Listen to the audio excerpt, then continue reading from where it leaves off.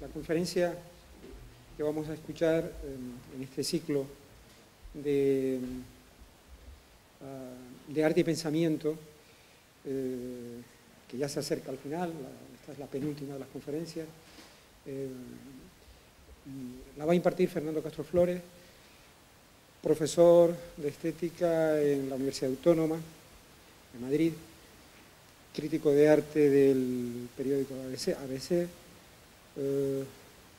que ejerce pues, esa doble faceta de académico, de profesor universitario y de crítico, en ese momento uno de los críticos más activos en el panorama madrileño. Bueno, es una conferencia de filosofía del arte. Él tiene una formación filosófica y desde la filosofía se ha aproximado al arte contemporáneo, no como otros compañeros suyos que tienen un bagaje teórico importante, pero tienen un cierto desconocimiento de las obras. A Fernando le caracteriza una preocupación y un interés especial por las obras de arte y por el mundo de los artistas. Y ustedes lo podrán comprobar hoy. En cuanto a su actividad más reciente, cabe destacar un libro muy interesante que acaba de publicar en ACAL, que es Contra el Bienalismo, algo de lo que nadie como él puede hablar porque es un visitante asiduo de las bienales en los últimos años y bueno, pues su visión crítica de las bienales de arte es realmente muy interesante porque saca a la luz los aspectos desconocidos o poco conocidos de este tipo de acontecimientos.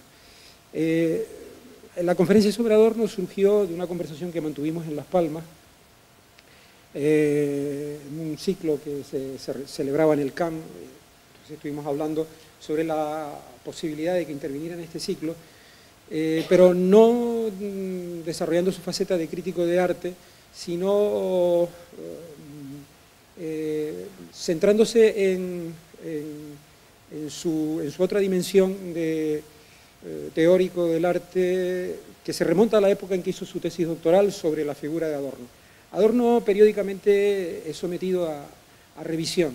Se dice con frecuencia que Adorno está superado. Adorno ha ejercido una influencia enorme en el campo de la reflexión estética del siglo XX, seguramente es el filósofo que ha dicho cosas más interesantes y más polémicas.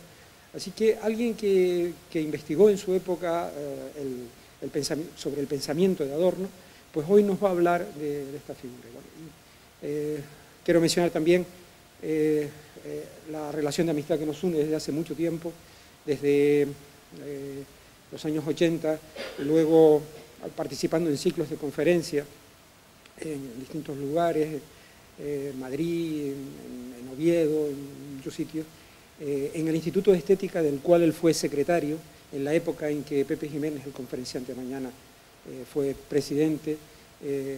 Todo esto pues, es motivo para mí de satisfacción, el encuentro, me refiero al encuentro con Fernando Castro Flores, y bueno, y también debo comentar el periodo, los últimos 5 años en los que hemos compartido un espacio en el Consejo Asesor del Museo Reina Sofía. Bueno, por todas estas razones, para mí es una conferencia que reviste un interés especial en este ciclo. Y por último, quiero hacer mención, como no podía ser menos, a la labor que está realizando la obra social en defensa de la cultura en tiempos difíciles como los que vivimos y desarrollando pues, una actividad importante en este centro y también en su sede de Santa Cruz, pero particularmente en lo que corresponde mencionar aquí es la actividad que desarrolla en la ciudad de La Laguna, creando un foco de pensamiento, una tribuna sobre la que se han sentado y se sentarán probablemente en el futuro grandes especialistas de la teoría del arte española. Les dejo a ustedes con Fernando Castro Flores. Bueno, pues muchas gracias Fernando por tu presentación, por tu invitación, por haberme hecho que viniera aquí a La Laguna, por una vez a una actividad académica, a una ciudad donde he venido mucho por relaciones familiares, dado que que algunos de mis tíos viven aquí y también están mis abuelos paternos enterrados en Tenerife, y es una isla y un territorio con el que tengo una relación de amor desde la infancia. Además, venir de la mano de Fernando Castro, que es venir de la mano de nuestro mutuo alter ego, pues es siempre un placer, porque yo le tengo mucha admiración desde los tiempos que él estudiaba y que leía sus textos hasta esa amistad de la que él habló. Y también agradecer a Clara, que ha hecho todas las gestiones, y también a la institución, porque estar aquí en este espacio de la Fundación Cristina Vera pues es para mí un gusto. Además, también hacerlo sobre un pensador que, como señalaba Fernando Castro, ha sido motivo de obsesión para mí desde el primer día en el que empecé a estudiar Historia de la Filosofía, porque la primera clase a la que asistí, el compañero que se sentaba a mi lado, y esta será una de las pocas anécdotas que cuente, espero, me dijo que había leído de filosofía en el pueblo, que había leído, porque vio que era un pueblerino que venía de Extremadura, de Plasencia, que había leído en el pueblo, y le dije, bueno, he leído a Ortega. No lo había leído, pero lo dije porque me pareció una salida socorrida, y me dijo, bueno, con una cosa muy castiza, no tienes ni puta idea, hay que leerse a Zubiri, a García Morente y a Teodoro Adorno. Este hombre tenía un barullo enorme, como luego pude saber, pero me recomendó esas tres cosas a la vez. Y me fui a leer a Adorno porque pensé que, sin saber ni siquiera de qué país era este Teodoro Adorno, y recuerdo cómo hace ya muchos años, en los lejanos comienzos de los años 80, abrí la dialéctica negativa y casi sufrí un infarto cerebral. Es decir, me produjo un trastorno solamente leer unas cuantas páginas enorme. Y tengo que decirlo, no me he recobrado. Es decir, todavía estoy en un estado parecido. El haber empezado a estudiar filosofía a través de Adorno marcó mucho la cosa, como se va a ver hoy, porque dedicando los primeros años de la carrera a leer obsesivamente todo lo que caía en mis manos de Teodoro Adorno, traducido entonces en la editorial Taurus, bajo el influjo del mando editorial que tenía Jesús Aguirre, más conocido como el Duque de Alba, pues hizo que tuviera una serie de fobias hacia el pensamiento de Martin Heidegger y una distancia hacia otras formas del pensar que me hizo que me mantuviera como en una especie de gueto adorniano, que fue el que me llevó a pensar en hacer la tesis doctoral sobre esta figura. Pensar hacer la tesis doctoral porque tengo que decir que finalmente, aunque la preparé sobre la obra musicológica de Teodoro Adorno, la tesis doctoral que defendí fue sobre Octavio Paz y su teoría poética, y se puede decir que tengo pendiente defender la tesis doctoral sobre Adorno, y a lo mejor esto es un esbozo de lo que habría sido una tesis doctoral sobre él. Bueno, ¿se oye bien? Sí, voy a hablar de pie, porque así calculo cuando me estoy cansando, a lo mejor se me escucha mejor, y ahora traigo un PowerPoint para mí. Bueno, es un poco una aberración hacer una conferencia sobre un pensador como Teodoro Adorno en PowerPoint, porque en el fondo Adorno es uno de los grandes críticos de la crítica cultural, y sería sin duda un gran crítico de eso que llaman pensamiento PowerPoint, o como el PowerPoint arruinó la posibilidad del pensamiento crítico. Dice Friedrich Jameson al final de Late Marxism, marxismo tardío, el problema no es ahora si se lee o no a Teodoro Adorno, el problema es ahora si se lee a Horkheimer, Adorno y Marcuse antes de meterse en la piscina. Pues no he visto a nadie llevarse las obras de Adorno a la piscina, pero sin duda Adorno, si pudiera contemplarnos haciendo una conferencia en PowerPoint, se lo tomaría un poco más. Pues vamos a ir en algunas cosas un poco a la carrera, dando algunas notas de cuáles son los orígenes de Adorno y en qué contexto se va a ser fantástico en la medida de lo posible. En primer lugar, Adorno tiene que ver con un contexto, siendo un pensador alemán que no viene preparada.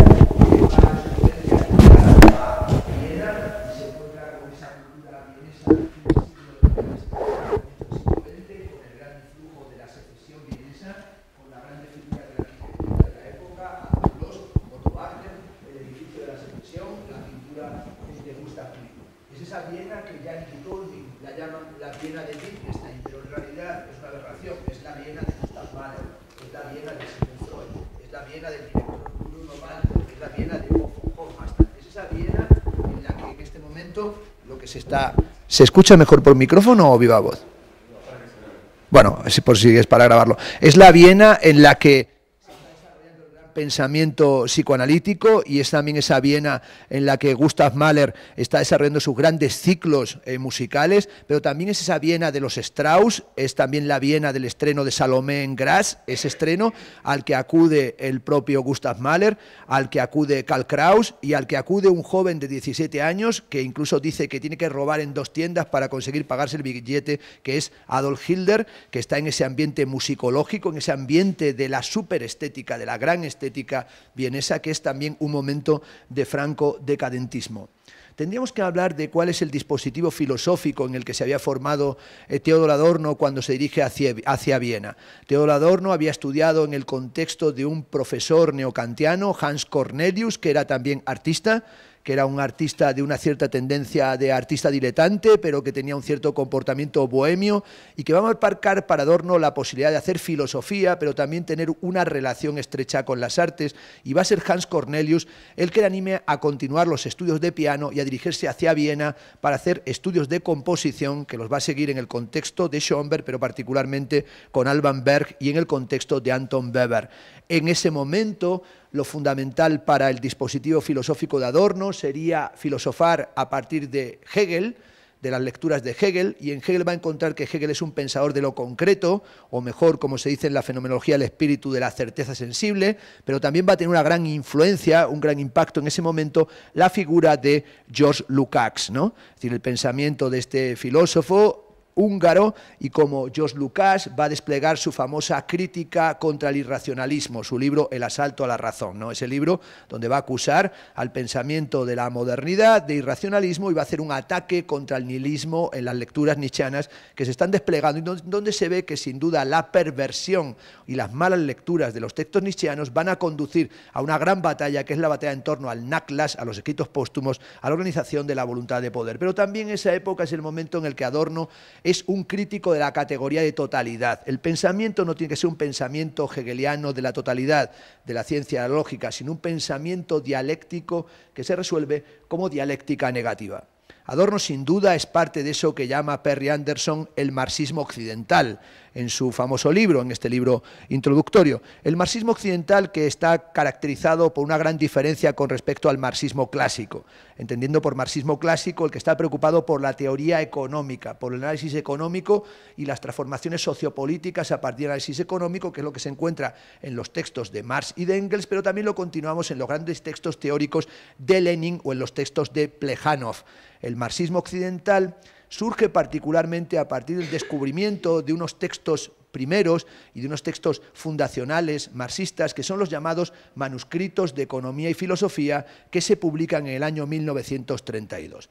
El que se va a encargar de organizar los manuscritos de economía y filosofía no es otro que el propio Lukács, y el primer comentario sistemático de los manuscritos de economía y filosofía aparece por Henri Lefebvre en el año 1934, siendo luego Lefebvre un señor que conduce hacia la crítica de la vida cotidiana y más tarde va a estar en las cercanías de lo que va a ser el movimiento de la Internacional Situacionista. En ese marxismo occidental, las figuras decisivas son las que publican en el año 1921 2 libros que son capitales: el libro de Karl Korsch, Marxismo y Filosofía, y el libro de George Lukács, Historia y Conciencia de Clase, ¿no? Y esos son los 2 grandes libros del marxismo que van a insistir en algo que no estaba presente en los textos de Marx y de Engels, que es en la dimensión filosófica del marxismo. Por lo menos recordaremos esa famosa tesis sobre Feuerbach, en la que se dice que la filosofía se ha ocupado de interpretar el mundo y que a partir de ahora hay que tratar de transformarlo. Es decir, no parece que precisamente en el marxismo clásico la filosofía fuera lo fundamental, pero en esta época se quiere mostrar cuál es el fundamento filosófico de los textos marxistas. Y hay toda esa gran indagación en la que se quiere buscar el sustrato hegeliano de los textos marxistas, en la que se quiere buscar también el sustrato kantiano y metodológico de los textos marxistas, donde también señores como figuras como la de Gramsci, figura decisiva también del marxismo occidental, va a buscar en Marx el Maquiavelo que hay por detrás de Marx y la importancia que tiene el concepto de hegemonía en la constitución de las formas de la dominación del capitalismo moderno, pero también está esa búsqueda, digamos, de todo una especie de repliegue epistemológico. Y este marxismo occidental es un marxismo metodológico, de una gran obsesión por el método, pero que tiene conciencia del fracaso político en la Unión Soviética.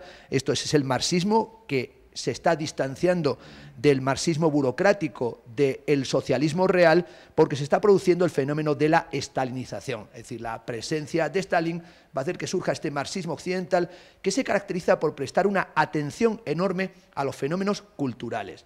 Y esa preocupación por los fenómenos culturales es en cierta medida contradictoria con respecto al marxismo clásico, porque el marxismo clásico considera que los fenómenos culturales son parte de la superestructura de la ideología y están condicionados por la base económica. Esto es lo que caracteriza al marxismo occidental como un marxismo fundamentalmente estético. Y cuando decimos que es un marxismo estético no es por traer el agua al molino de la estética, sino que habría que recordar que Lukács escribe una enorme estética, que también en el caso de figuras como Galvano de la Volpe está su famosa crítica, ¿verdad?, del gusto, que la obra de Benjamin es una obra de crítica y hermenéutica literaria, desde su proyecto de tesis sobre el origen del drama barroco alemán y su otro proyecto de tesis también rechazado, el concepto de crítica en el romanticismo alemán, pero sin duda también la obra de Adorno y la relación, por ejemplo, de Marcuse con las cartas sobre la educación estética de la humanidad de Schiller. Por lo tanto, tenemos que ver que esa dimensión del marxismo como marxismo estético aparece en este momento y no es algo que existiera en el contexto de Marx y de Engels, que los textos que tenemos sobre arte son realmente mínimos, salvo en figuras como la de Trotsky, que sí tuvo un interés por la relación entre arte y transformación revolucionaria. También es característico del marxismo occidental la aproximación y el interés que tiene por la noción de cosificación, por la noción de reificación, como si el marxismo occidental fuera en realidad la lectura de dos materiales fundamentales, los manuscritos de Economía y Filosofía y el libro primero, capítulo primero del Capital, que termina con el famoso pasaje sobre el hechizo y el fetichismo de la mercancía, sobre la forma en la que la mercancía esconde relaciones alienadas, es decir, relaciones de producción que tienen carácter alienado. Y es ahí donde, al acercarse a la noción de reificación o de fetichismo, el marxismo occidental va a acercarse también a Sigmund Freud y aparece lo que se llama el freudomarxismo, el marxismo freudiano, que va a ser fundamental en los estudios sobre la personalidad autoritaria y en el despliegue de la Escuela de Frankfurt. Otro rasgo en el que se inscribe Adorno: he dicho el contexto vienés, el dispositivo filosófico, ¿verdad?, hegeliano contra la totalidad. He dicho el marxismo occidental es el modernismo estético, que es lo que hace fascinante a la figura de Adorno, porque habitualmente la filosofía es, y la filosofía del arte particularmente, neófoba, y como dijo Schlegel, con maldad pero con acierto, cuando hablamos de filosofía del arte, o hay filosofía o falta el arte. Y si hay arte, falta habitualmente la filosofía. Es decir, muchas veces se habla de filosofía del arte y lo que vemos es gente que tiene un dispositivo filosófico poderoso, pero que luego no es capaz de pensar ningún fenómeno específico del arte. Y en muchos momentos también gente entregada al arte que no plantea ningún proceso interpretativo hermenéutico. Es decir, es una situación de distancia, de distichia, de auténtica frustración en la relación de una cosa con la otra, como si la propia palabra filosofía del arte fuera un oxímoron perfecto. En el caso de Adorno se rompe con esto, porque es uno de los pocos estetas y de los pocos filósofos del arte, y me atrevería a decir casi el paradigma de filósofo del arte, que fue capaz de sintonizar con los procesos artísticos de su tiempo. Porque si nosotros pensamos en la historia de la teoría del arte, desde Platón, desde Aristóteles, que no es propiamente estética, pero incluso en Kant o en Hegel, hay siempre una mirada nostálgica, una mirada retrospectiva, una nostalgia de la religión del arte, de un periodo tradicional clásico previo al momento en el que se está desplegando la teoría. Y sin embargo, Adorno se entrega al pensamiento de su época, como hizo también Walter Benjamin, y se entrega a esa necesidad de pensar lo concreto de su momento. Y por lo tanto, para Adorno es fundamental comprender los registros artísticos del momento. En el caso de Lukács se había asistido a un gran drama, y es que Lukács, que era vanguardia política y vanguardia del socialismo de momento, va a considerar reactiva y reaccionaria la dimensión del modernismo. Y Lukács va a elogiar la literatura decimonónica y la literatura burguesa, y va a considerar que allí donde se encuentre la literatura de Goethe, allí donde se encuentren los textos de Balzac, incluso de Dickens, no pintan nada a Proust, Joyce y Kafka, y los textos de estética y de crítica literaria y de hermenéutica de la cultura de Lukács son un gran insulto contra todo lo que apunta al modernismo, y por lo tanto tuvo poca percepción con respecto a aquello que para él era formalismo, subjetividad o tendencias expresionistas. Lukács acusaba todo eso de irracionalismo. Era el irracionalismo que venía de Nietzsche, que venía de Dostoyevsky, que venía de Kierkegaard. Otra figura que también va a influir bastante en el arranque de los trabajos de Theodor Adorno es Ernst Bloch, al que se podía dedicar perfectamente también una lección, porque sin duda Bloch tiene una dimensión importante que va a influir en Adorno, que es el estilo y el problema del estilo como problema de la filosofía. Esa es una cuestión nietzscheana. Hacer del estilo un problema, no es algo añadido. Es decir, un estilo que tiene un carácter hermoso, poético y literario. Lo encontramos en obras como Spuren, Huellas, o en El Principio Esperanza, y lo encontramos también en la propia escritura de Adorno, porque Adorno tiene una escritura complejísima, paratáctica, pero una escritura de una belleza realmente memorable y conmovedora. Es decir, hay páginas de Adorno que sin duda tienen una gran penetración reflexiva, una gran penetración en los problemas sociales, filosóficos y estéticos, pero encima están tremendamente bien escritas, que es algo que no suele suceder en el campo de la teoría, porque para Adorno, como para Lukács, la cuestión era el ensayo como forma, es decir, pensar qué tipo de escritura tiene que tener la filosofía moderna, la filosofía contemporánea. Otra figura que también influyó mucho en este arranque del contexto adorniano es Siegfried Kracauer. Es decir, Kracauer, este teórico al que se le presta poca atención, que no ha tenido una gran recepción en nuestro país, aunque están traducidas algunas de sus obras principales, su trabajo sobre el cine, ¿no?, de Caligari a Hitler, su teoría del cine, pero también Ornamento de masas, sus textos sobre la fotografía. Para él Kracauer era también no tanto un filósofo, pero sí un crítico de la cultura, que era capaz de atender al cine y atender a la fotografía y atender a la publicidad y atender a veces a las coreografías para ver cómo a través de ellas surgían nuevas configuraciones sociales que tenían que ser pensadas en un contexto renovado. También, evidentemente, Karl Kraus, ¿no?, en los años vieneses. Ahí tenemos a Kraus, que editaba aquella revista Die Fackel, La Antorcha, ¿no?, una revista que escribía él entera. La escribía de cabo a rabo. Comenzó la revista pensando hacer una revista que corrigiera las erratas de los periódicos de la época. Es decir, quería corregir las erratas de los periódicos y de otros textos, mostrando que no eran simples erratas, sino que en esas erratas estaba inscrito el ascenso de la barbarie. Según él, nos encontrábamos en los últimos días de la humanidad, así tituló una de sus más hermosas obras, y esos últimos días surgían en el empobrecimiento de la lengua, en la incapacidad para construir oraciones, en el descrédito, la descalificación de la oratoria, en la pobreza, en el recurso a los tópicos, al esquema. Es decir, esos últimos días de la humanidad que estaba denunciando Karl Kraus es el presente, es lo que sucede hoy, es decir, esa sensación apocalíptica. También podíamos encontrar la impronta de Karl Kraus si leyéramos el primer tomo de la impresionante biografía de Elias Canetti, A la antorcha al oído, que son los años vieneses, el segundo, La lengua absuelta, los años berlineses, con el impacto de Bertolt Brecht, y nos habla de cómo este señor daba conferencias que duraban a veces 8 y 12 horas, que eran conferencias que tenían como el carácter de conferencias performance, en las que recitaba de memoria pasajes de Racine, pasajes de Molière, pasajes de Shakespeare, cantaba operetas de Offenbach, cantaba fragmentos de Puccini, de Verdi, y los iba comentando, y a veces con un piano se paraba para analizar notas musicales y para criticar mientras lo tocaba los pasajes que estaba ejecutando. Bueno, aquello debía ser una cosa memorable. También acudía toda la sociedad, no estaba todavía Belén Esteban, era el entretenimiento acudir a escuchar a Karl Kraus, que era el maestro del chorro de la acusación. Invitaba especialmente y colocaba en filas muy cercanas a él a los directores de los periódicos de Viena, y tenía un foco que manejaba él, y en algunos momentos de la conferencia enchufaba al interfecto y le señalaba y le explicaba lo mal escrito que estaba su periódico, ¿verdad? Y se dedicaba a acusarle, a veces dice, durante 2 horas y media. Dice que la gente se desvanecía en la sala, ¿no?, como diciendo, ¿a quién le toca hoy?, ¿no? O sea, de repente enchufaba, ahora a ti, los ametrallaba intelectualmente. Y esa actitud de Karl Kraus era la búsqueda de un rigor conceptual, de un rigor en el pensamiento, que va a marcar mucho la escritura del propio Theodor Adorno. Por supuesto, también la gran literatura con la que él se va a encontrar y con la que él se va a encontrar personalmente y de la que va a formar parte, que es el encuentro ya en los años del exilio en los Estados Unidos, en California, con Thomas Mann, ¿no? Thomas Mann ha emigrado en el ascenso del fascismo a los Estados Unidos y está dando conferencias por los Estados Unidos, está presentándose como la figura del antifascismo europeo en los Estados Unidos y va a entrar en contacto con Theodor Adorno por medio del intermediario de la inmigración alemana de carácter izquierdista o de carácter netamente marxista, que no era otro que Charlie Chaplin. Es decir, Chaplin era el gran protector de los intelectuales alemanes, judíos, marxistas, que estaban exiliados en los Estados Unidos.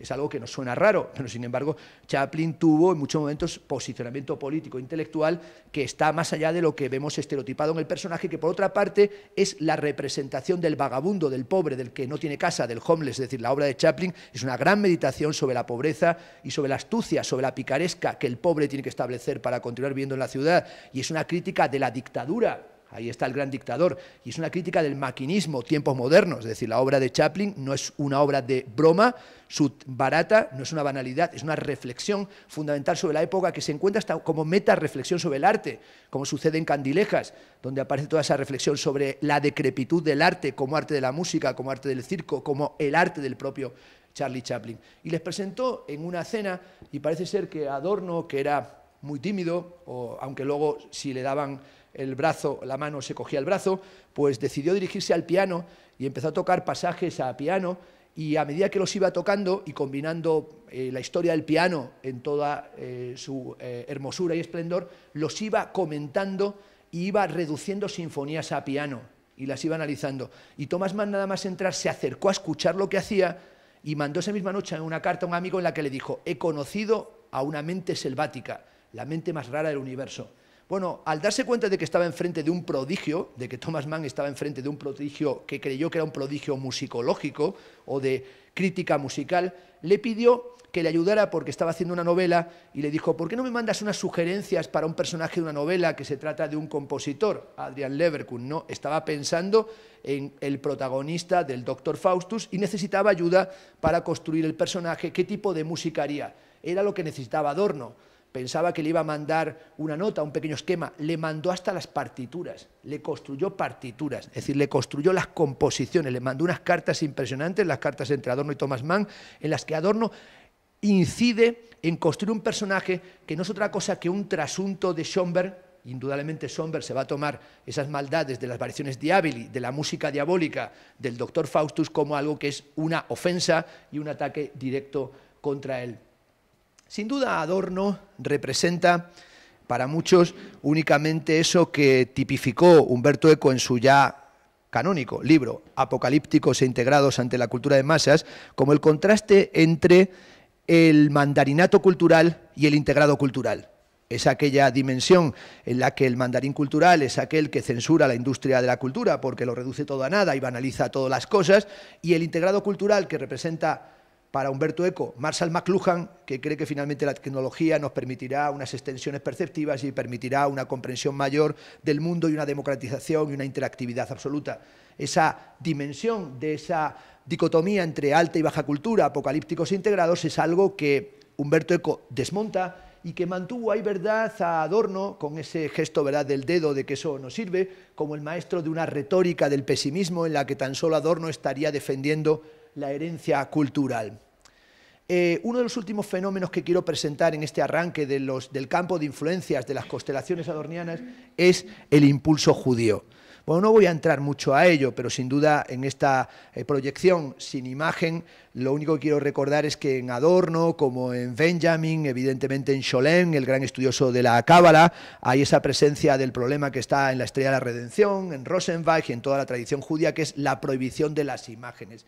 Y esa prohibición de las imágenes es algo que late a través de los textos de Adorno, como a través de los textos de Benjamin, va a latir toda la cuestión del mesianismo, es decir, la promesa de la reconciliación como una promesa mesiánica que tiene que ver con la diáspora y con el exilio. Y esa dimensión judía del pensamiento de Adorno y especialmente del pensamiento de Benjamin y las disputas que van a mantener en las cartas de los años 30 entre Scholem, que ya se encuentra en Palestina, Adorno, que está en los Estados Unidos, y Benjamin, que está atravesando Europa desde París a Dinamarca para unirse con Bertolt Brecht, de Dinamarca a Marsella, para verse con Bloch, de Marsella a Ibiza, para contraer la fiebre, ¿verdad?, del paludismo, pues en todo ese desplazamiento absolutamente caótico y de vagabundaje, perseguido, ¿verdad?, por su condición de judío, en la Europa en la que va extendiendo el fascismo, pues Benjamin se está debatiendo entre ir hacia el mundo judío que le propone Scholem, que es el mundo cabalístico, o hacia el mundo de la cultura del Instituto de Frankfurt, que se está intentando integrar de una manera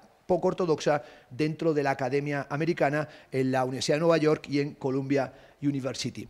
Por último, una parte que está más como nota, tan solo como pequeño apunte. Tal vez también en Adorno late un último elemento, que es que Adorno es en cierta medida un anticipador del impulso deconstructivo.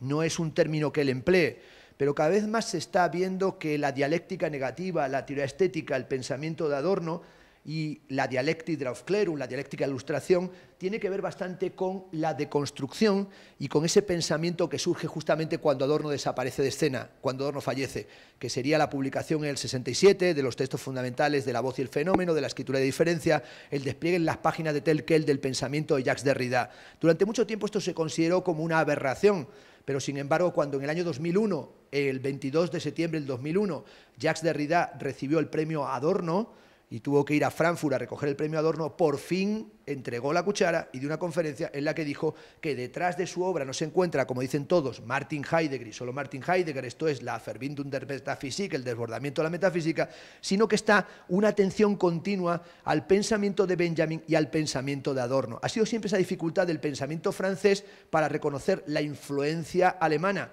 Dirás, ha sido lo que ha hecho que, por ejemplo, el propio Foucault en las conferencias americanas dijera: tardé mucho en reconocer que si hubiera prestado atención a la dialéctica de la Ilustración de Adorno y Horkheimer no tendría que haber escrito Las palabras y las cosas o La arqueología del saber. Pero si hubiese reconocido la sociología de Max Weber, La ética protestante y El espíritu del capitalismo, me había ahorrado gran parte de mi reconstrucción genealógica e histórica. Esto es, la falta de relación entre el pensamiento francés y el pensamiento alemán que tipifica Jürgen Habermas en el discurso filosófico de la modernidad, es que los franceses han sido vistos por los alemanes como unos nietzscheanos torpes que tienden hacia un irracionalismo existencial, y esa especie de lectura de los alemanes que los han visto como epígonos de Heidegger a través de René Char o de Sartre les ha impedido saber qué es lo que estaba produciendo el pensamiento postestructuralista, pero también a su vez a los epígonos de la tercera generación de la Escuela de Frankfurt ser capaces de entender en qué medida la crítica de la racionalidad y la crítica de la acción comunicativa se encontraba también en el pensamiento francés de Lévi-Strauss, de Roland Barthes, de Jean-François Lyotard, de Jacques Derrida y otros cuantos, como el caso del esquizoanálisis de Deleuze y Guattari. Lo dejamos aquí para acercarnos, por tanto, a este Adorno que aparece como una constelación de referencias importante de su época, con esa reivindicación que hacía del pensamiento como pensamiento corporal. El pensamiento es corporal, pero principalmente porque tiene que mantener algo en su brújula continua, que es que el pensamiento tiene que enfrentarse al sufrimiento. Es decir, el pensamiento no es corporal en el sentido del goce, del placer, de una suerte de reivindicación de la diferencia placentera, del deseo del otro, sino que es el pensamiento que trata de confrontarse con el sufrimiento de la época, que es el sufrimiento del campo de concentración. El pensamiento de Adorno es un pensamiento que desde el principio lanza una gran polémica contra el otro gran filósofo del momento en Alemania, que sin duda esa gran polémica con Martin Heidegger. Es decir, Heidegger, qué duda cabe, es el gran filósofo académico del momento, ese filósofo que ha surgido de la fenomenología de Husserl, pero que va a publicar Ser y Tiempo y lo va a dejar inacabado, y que se va a convertir en rector de la Universidad de Friburgo en el año 1933, y que, como sabemos, ha estado pagando desde la fundación del Partido Nacional Socialista hasta el final de los días del Tercer Reich, las cuotas, ¿verdad?, del partido, y que ha sido un miembro activo hasta el momento en el que se le desposee del cargo de rector de la universidad y se va a replegar, según él mismo contó en la entrevista póstuma de Der Spiegel, a la lectura de los textos de Hölderlin, a la lectura de los textos de Heráclito y a la organización de los materiales de Nietzsche. Es el momento en el que otros filósofos nacionalsocialistas absolutamente oficiales, como Rosenberg, el mito del siglo XX, o como Crick, van a atacar a Heidegger porque creen que es un criptofascista, es decir, un fascista, le llegan a llamar un nacionalsocialista presocrático. No le faltaba razón, es una de las mejores definiciones que se podía dar de él. Era un nacionalsocialista que no tendía hacia un mito del siglo XX, sino a una regresión prehistórica que lleva hacia las fuentes griegas de Alemania, que es un mito ontotipológico que atraviesa la historia de la cultura alemana, que se llama religión del arte romántico. Es decir, eso estaba ya en los textos de Hölderlin, de Schelling y del periodo de Jena, y en ese periodo, ¿verdad?, del primer manifiesto sintético del idealismo alemán, se encuentra ya esa idea de una mitología alemana que es una ontotipología sobre la cultura griega. Esto es, solo se puede pensar en alemán porque el alemán transcribe la estructura del pensamiento que se encuentra en la matriz griega, una matriz griega previa a la propia filosofía. ¿Y qué es lo que va a intentar Adorno? Adorno va a intentar quitarle a Heidegger las dos bases de su pensamiento, que una es Kierkegaard, ¿no? El arranque de la filosofía de Heidegger es la introducción a la metafísica que se basa en Kierkegaard, en temor y temblor. Esto es, no voy a entrar en Kierkegaard porque hasta ahora fallecemos aquí en La Laguna, y es que la filosofía surge en el momento de la angustia existencial, cuando uno cobra conciencia de la dimensión abismal de la nada. y esa dimensión de lo anonadante, de lo nadificante, que es en torno a lo cual da vueltas el primer Heidegger, es lo que le lleva a uno a la conciencia de la existencia caída, del Dasein, el ser ahí, el existente. Ese existente que luego lo va a traducir Ortega como circunstancia, es decir, lo que está circunscrito en su estancia, lo que está ahí. Y lo que va a hacer Adorno en su trabajo de tesis doctoral es proponer una tesis doctoral sobre Kierkegaard y la construcción de lo estético para mostrar que en realidad Kierkegaard no conduce a la metafísica de Heidegger, sino a la construcción de una interioridad que viene del romanticismo del sujeto que renuncia al viaje romántico para construir un modo de la interioridad burguesa. El siguiente texto que va a hacer Adorno para cortarle las bases a Heidegger se llama La metacrítica de la teoría del conocimiento. Es sin duda uno de los más complejos de cuantos escribió. Es un intento de desmantelar la fenomenología de Husserl, que es la base de la que surgió Martin Heidegger. Por lo tanto, Adorno comienza atacando las bases del pensamiento heideggeriano, esta filosofía de la muerte y esta filosofía que conduce a textos como El origen de la obra de arte, donde se habla de la obra de arte como una puesta en obra de la verdad. Es decir, esa estética de la obra de arte, que ya no es estética porque la estética es parte de la filosofía y por tanto ha sido superada por un pensamiento rememorante, que es lo que propone Heidegger, que sería un arte ontológico. Un arte ontológico que dice allí Heidegger es semejante a la política y a la constitución del Estado. Esto es la Führung de la Führung, la conducción de la conducción. Que lo dijera eso en los años 30, donde estaba el Führer y la Führung, es decir, la conducción como conducción política, nos habla de una originariedad que es un momento epifánico, una Lichtung, en la que se da un acontecimiento que él llama el Dagesereignis, el acontecer revelador y expropiador, en el que tenemos que estar a la escucha del Dios venidero. Esta especie de ontología política que al final tiene un tono místico de religión y de trascendentalidad, es algo absolutamente contrario a la posición que va a adoptar Adorno cuando dice el maestro de Heidegger no proponía esto, proponía a las cosas mismas. Esa es la máxima de la fenomenología, no esta especie de misticismo ontológico, sino un ir a las cosas místicas, a las cosas mismas. Bueno, Adorno también va a dedicar un tercer libro, no es en orden cronológico, sino en orden conceptual, que es directamente a machacar a Heidegger, y ese machacar a Heidegger es un libro que es un libro insultante a tope, que se llama La jerga de la autenticidad, se tradujo primero como la ideología como lenguaje, pero no es que le acusa de ideología, le acusa de jerga, es decir, diciendo, lo que hace Heidegger es jerga, es una especie de trituradora etimológica que por una parte mete una palabra griega y luego saca una palabra alemana y luego nos explica que la palabra alemana dice mejor lo que el griego quería decir con su palabra. Por ejemplo, la etimología de la palabra tekné, ¿no? Cuando él dice la palabra tekné y la palabra deinos, es decir, lo pavoroso, son en realidad las palabras que no conducen a la tecnología, sino que son las palabras fundadoras de poiesis y poesía. Por tanto, nosotros tenemos que traducir deinos, que se encuentra en Sófocles, ¿no? El hombre, anthropos o deinos, el hombre lo más temible. No, el hombre es lo técnico.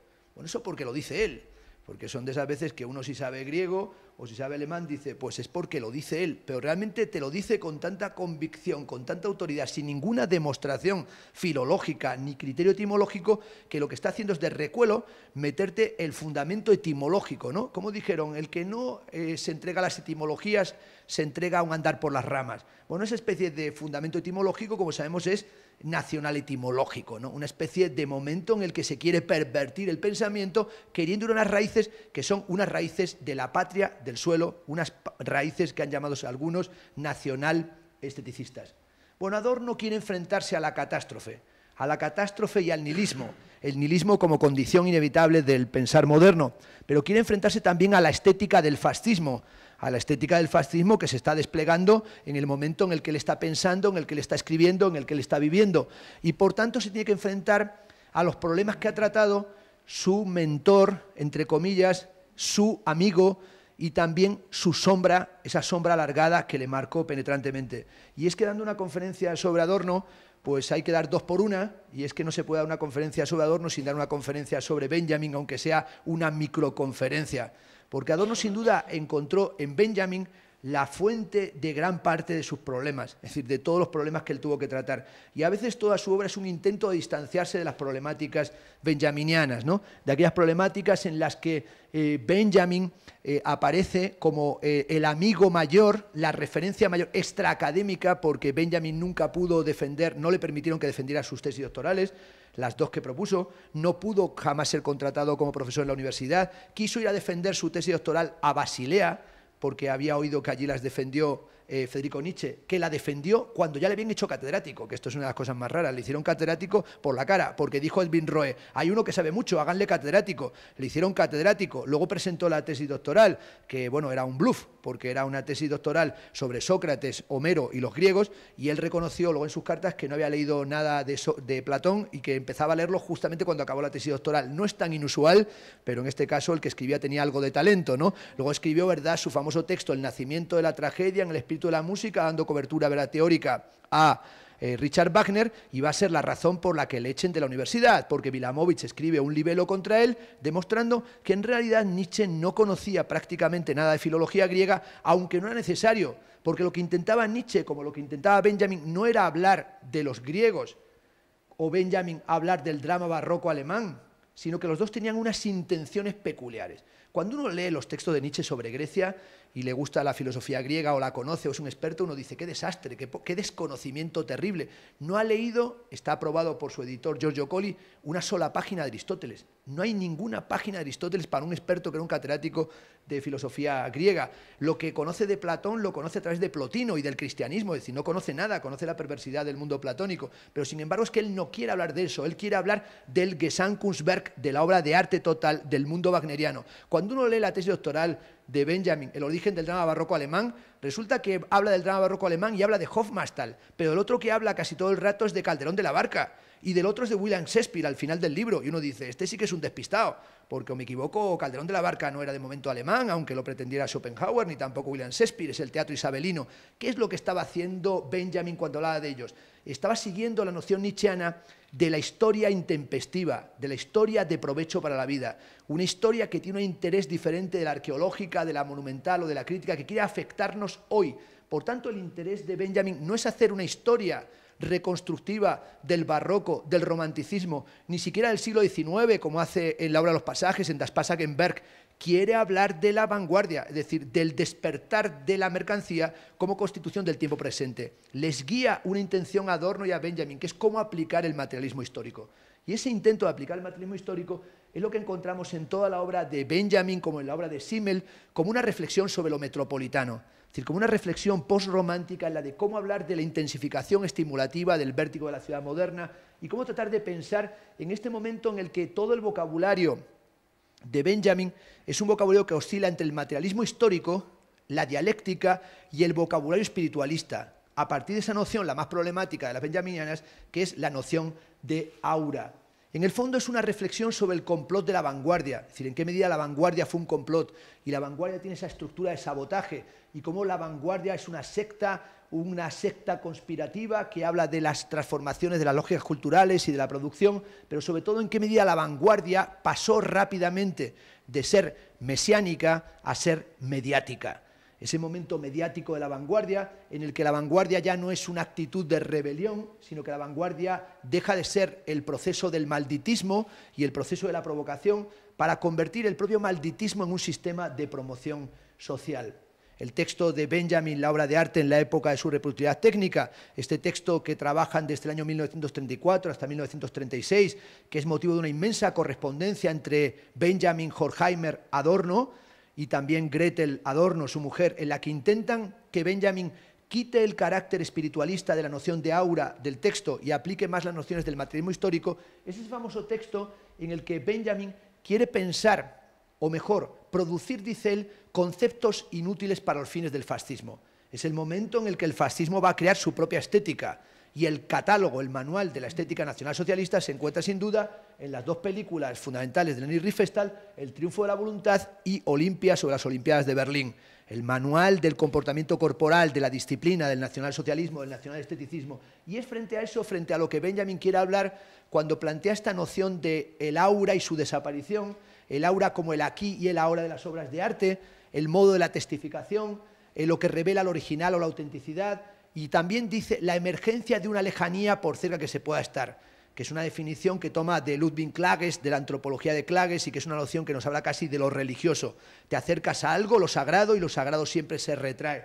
Bueno, esta noción del aura es el nimbo, el aura también. Es una noción espiritualista, y lo que él quería mostrar es que hay un momento en el que la obra de arte cultural, la obra de arte religiosa, se destruye y se transforma porque está reproducida técnicamente. El carácter técnico, reproductivo, mediático de la obra de arte hace que el fundamento de la obra de arte no sea la religión, el culto, sino la política. Y esa reflexión sobre la política como fundamento del arte es lo que va a hacer Benjamin en este momento, aproximándose también al estudio del arte en la Unión Soviética, donde va de la mano de una actriz de la que se ha enamorado, Asia Lazis, que era actriz del teatro de Bertolt Brecht, y va a hacer su famoso viaje a Moscú, del que viene muy decepcionado, porque cuando él va a Moscú se encuentra las dificultades que tiene ya Meyerhold para llevar a escena El Revisor, y cómo el teatro vanguardista, ese teatro fundamental que viene desde el teatro alemán de Piscator y el teatro de Brecht, está siendo censurado, y el proceso del estalinismo va a acabar con las esperanzas de la vanguardia, y el cubofuturismo, el suprematismo, va a ser cercenado en beneficio del realismo socialista, ¿no?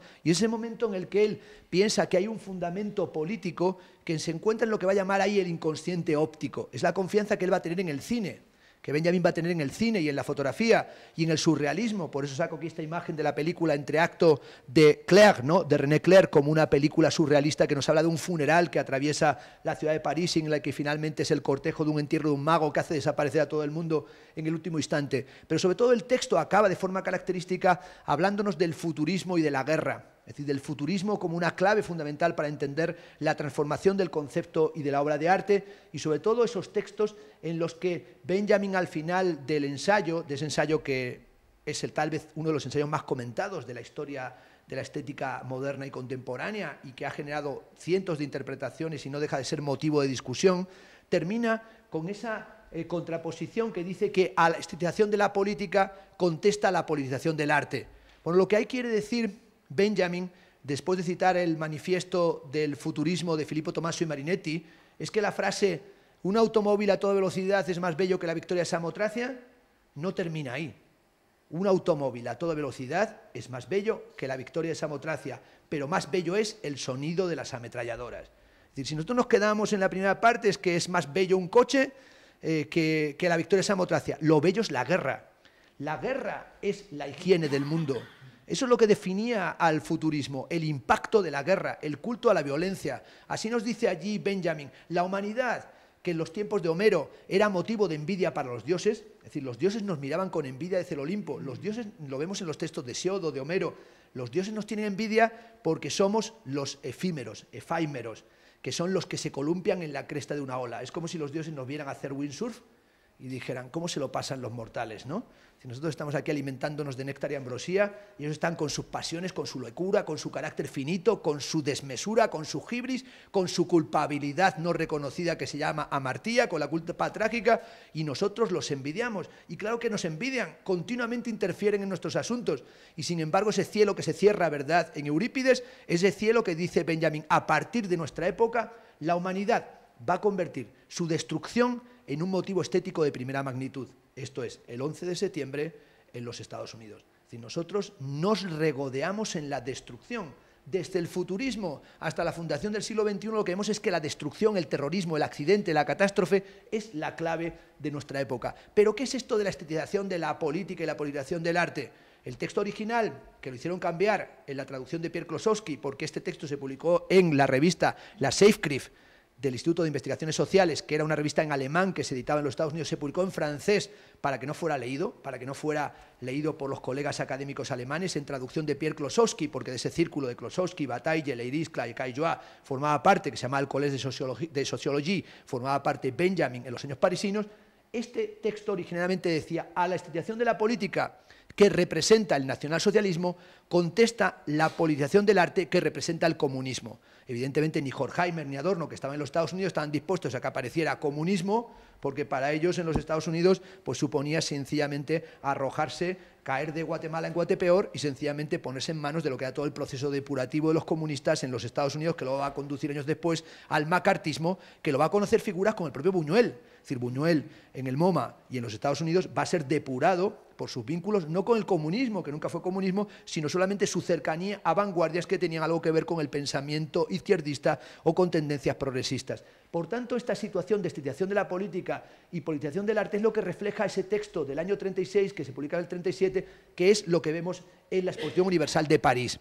Es decir, esa Exposición Universal de París con el pabellón de Albert Speer, que estaba enfrente, como veis, del pabellón ruso, es el momento en el que se materializa lo que era la tensión de la estetización de la política y la politización del arte, y cómo estaban ahí dándose la cara los unos a los otros, en esa época en la que esa exposición es en cierta medida el momento de lo que llamaríamos la política temática, es decir, la política temática y los pabellones temáticos, ¿no? Donde sin duda también el pabellón español tiene mucho que decir, y esto es algo que se encuentra ahora estudiado y presentado en la exposición Encuentro con los 30, que está en el Reina Sofía, donde podemos decir que este tema está tratado como un subtema o una subtrama dentro de la exposición.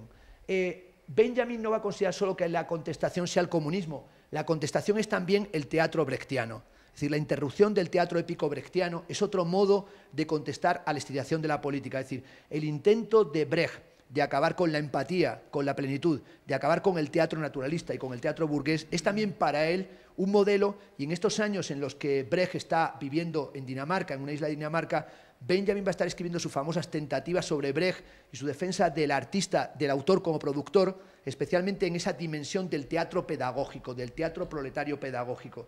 Y es esa dimensión del teatro pedagógico proletario y del teatro político brechtiano lo que a él le interesa como ese momento en el que Esplendor y Caída de Mahagoni, por ejemplo, representa una articulación de lo que es el capitalismo salvaje, es decir, la construcción de los casinos en Las Vegas. Sin duda habría que hablar más largamente, lo voy a pasar por alto, de los devaneos de las vanguardias, de ese intento de los futuristas de destruir los museos, las bibliotecas, de desviar los canales para inundar los museos, de convertir al hombre de la vanguardia en un incendiario que tiene las manos o los dedos carbonizados. O también sería difícil ahora desentrañar lo que era esta época de una mezcla de anarquismo y de nihilismo, y la importancia que tuvo el socialismo revolucionario en este periodo de las vanguardias, recordando obras como el Monumento a la Internacional de Tatlin.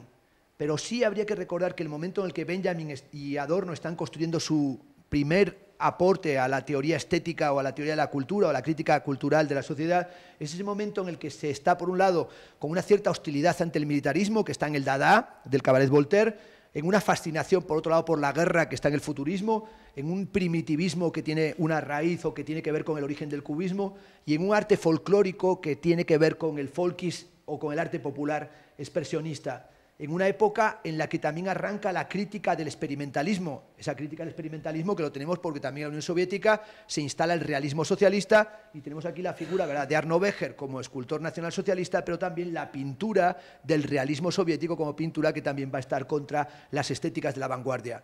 Una época de política temática que la encontramos en el pabellón de la República Española, de Sert y la Casa, también con el famoso Guernica y con todo lo que es la politización y la tematización en ese momento, en el que tan importante como el cuadro de Picasso eran los paneles de Josep Renau y lo que son sus carteles, como el cartel de Renau, el comisario nervio de nuestro ejército popular, es decir, esa especie de comisariado político que es la base también de un pabellón netamente y característicamente propagandística.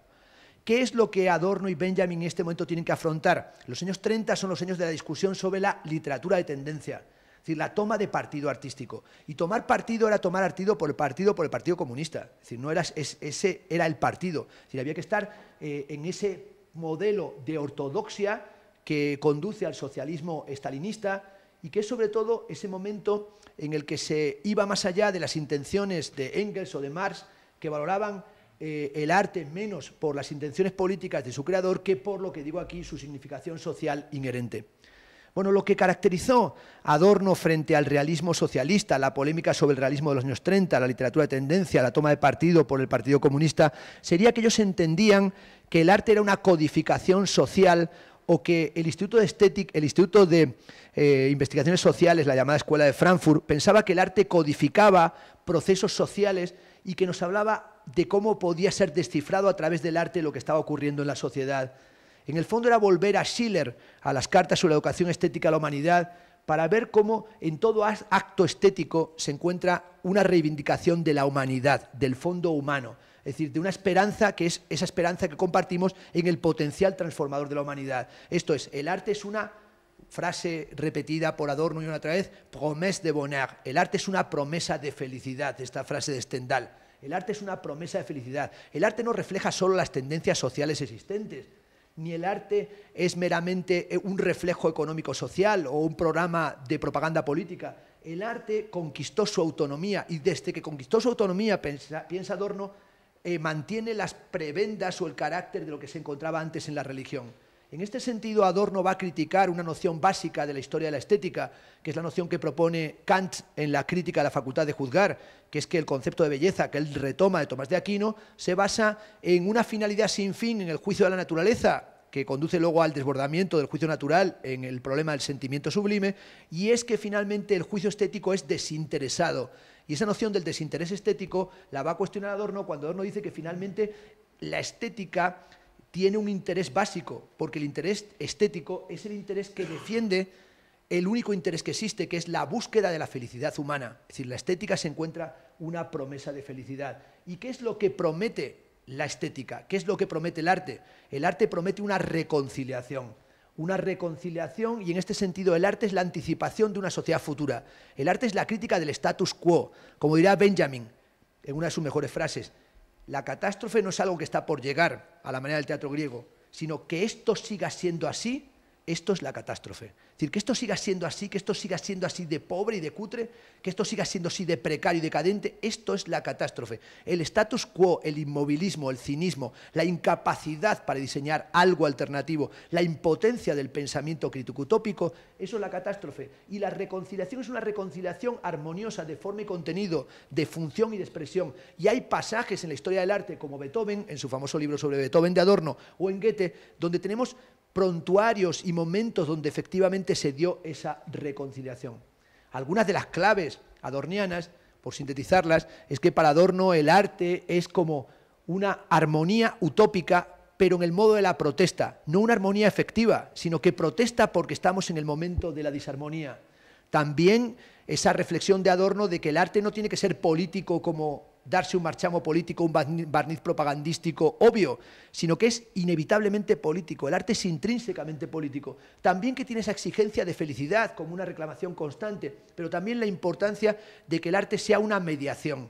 Esto es, arte como reflexión, no arte como inmediatez, y no como una búsqueda de totalidad, sino como un elemento de diferencia o de no identidad. Y donde lo encontró especialmente fue en el campo de la música. En este sentido, Adorno se dirige a un terreno que hay que reconocerlo, es el acantilado de hielo de la modernidad. Bueno, cuando hablo del acantilado de hielo de la modernidad es que, como dice Alex Ross, este gran divulgador, ¿no?, que ha sacado estos dos libros, que son libros que han conseguido tiradas brutales en los Estados Unidos y en todo lugar donde se ha traducido, que ha sido, el año pasado fue, según dicen, el libro más vendido en Navidad, salió el primer volumen que se llama El ruido eterno, una historia de la música a través del siglo XX, que es un libro fabuloso, está en Sisbarral, y el otro que va a salir se llama Escucha esto, y es un libro alucinante que se habla de Verdi, que se habla de Schubert, que se habla de Mozart, que se habla de Puccini, que se habla de Radiohead, que se habla de Bob Dylan, que se habla de Björk, que se habla de Frank Sinatra, y que hace una defensa, por ejemplo, de lo que es el belcantismo o de lo que es la historia de la chacona desde la música criolla a través de Bach hasta Ligeti, pero al mismo tiempo nos habla de la capacidad vocal y de lo que ha sido la historia de la música a través de Sinatra, que nos reconcilia a muchos, porque hay que decirlo, no está uno todo el día escuchando, ¿verdad?, las Kind de Totenlieder de Gustav Mahler, ni está todo el día uno con los cantos tristes de Brahms, sino que de cuando en cuando uno pone tranquilamente los duetos de Frank Sinatra y resulta que Sinatra está a la altura de lo más grande. Porque como dice ahí Alex Ross, no hay nadie, o casi nadie en la historia de la música que haya tenido tal confianza en el lenguaje, en la belleza de las palabras, ¿no? Por ejemplo, Unforgettable, cuando le oye uno a cantar, hay momentos en los que, o cuando canta, infotografiable, ¿no? Una palabra que es una chorrada, esto no se puede fotografiar, y lo convierte en una palabra, la convicción que tenía con los arreglos instrumentales. Volved a casa después de esta conferencia pesada y poneros los duetos, ¿verdad? Fly Me to the Moon, ¿no? Y veis, por ejemplo, cómo cantan, o los duetos de Frank Sinatra con Bono, I got you under my skin, y veréis cómo de repente te agarra por debajo de la piel. ¿Y te agarra por qué? Porque tiene una confianza en la potencia del lenguaje y en la potencia del ritmo y una sensualidad que no requiere ningún movimiento. Basta ver en YouTube cuando se encuentran Frank Sinatra y Elvis Presley, ¿no?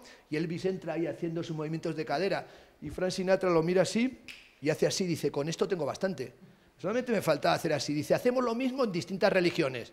Efectivamente, son distintas religiones, pero ¿qué tienen? Pues ese swing que les caracteriza. Y es ahí donde ese swing es el swing que nosotros llegamos en la historia de la música. ¿Hasta dónde? Pues llegamos hasta Gustav Mahler, mal que bien. Pero de Gustav Mahler para ahí en adelante, sobre todo a partir de Schoenberg, le vemos aquí, y de la Verklage Nacht, de la Noche Transfigurada, viene el horror, la disonancia absoluta, lo insoportable. Lo habremos probado todos, salvo que haya aquí algunos melómanos, que seguro que los hay, que es que cuando uno pone en casa un disco, una pieza de Elliot Carter, de Bruno Maderna, de Ligeti, de John Luther Adams, es decir, de cualquier compositor contemporáneo, de Bau Furrer, pues de repente lo más normal es que llegue alguien que diga, ¿qué has puesto? ¡Quítalo! ¡Qué horror! ¡Qué dolor de cabeza! Esto es insoportable, es insufrible. Bueno, si se te ocurre en carretera meter ahí, ¿verdad?, en el coche y poner, bueno, vamos a poner aquí un poco de Schoenberg, vamos a poner de repente, vamos a poner aquí el Wojciech, ¿no? Vamos a poner aquí a Alban Berg para subir el puerto de Guadarrama. Pues bueno, te sales en una curva, es decir, es mortal de necesidad. Pero sobre todo es que aquellas personas cultas que han llegado a adentrarse en el arte contemporáneo, que han llegado hasta Naumann, hasta Paul McCarthy, hasta Mike Kelly, hasta cualquier artista contemporáneo, que han llegado en la arquitectura hasta Koolhaas, hasta Zaha Hadid, que han llegado en la literatura hasta Sebald, hasta Thomas Pynchon, sin embargo le dice, dime 5 músicos contemporáneos.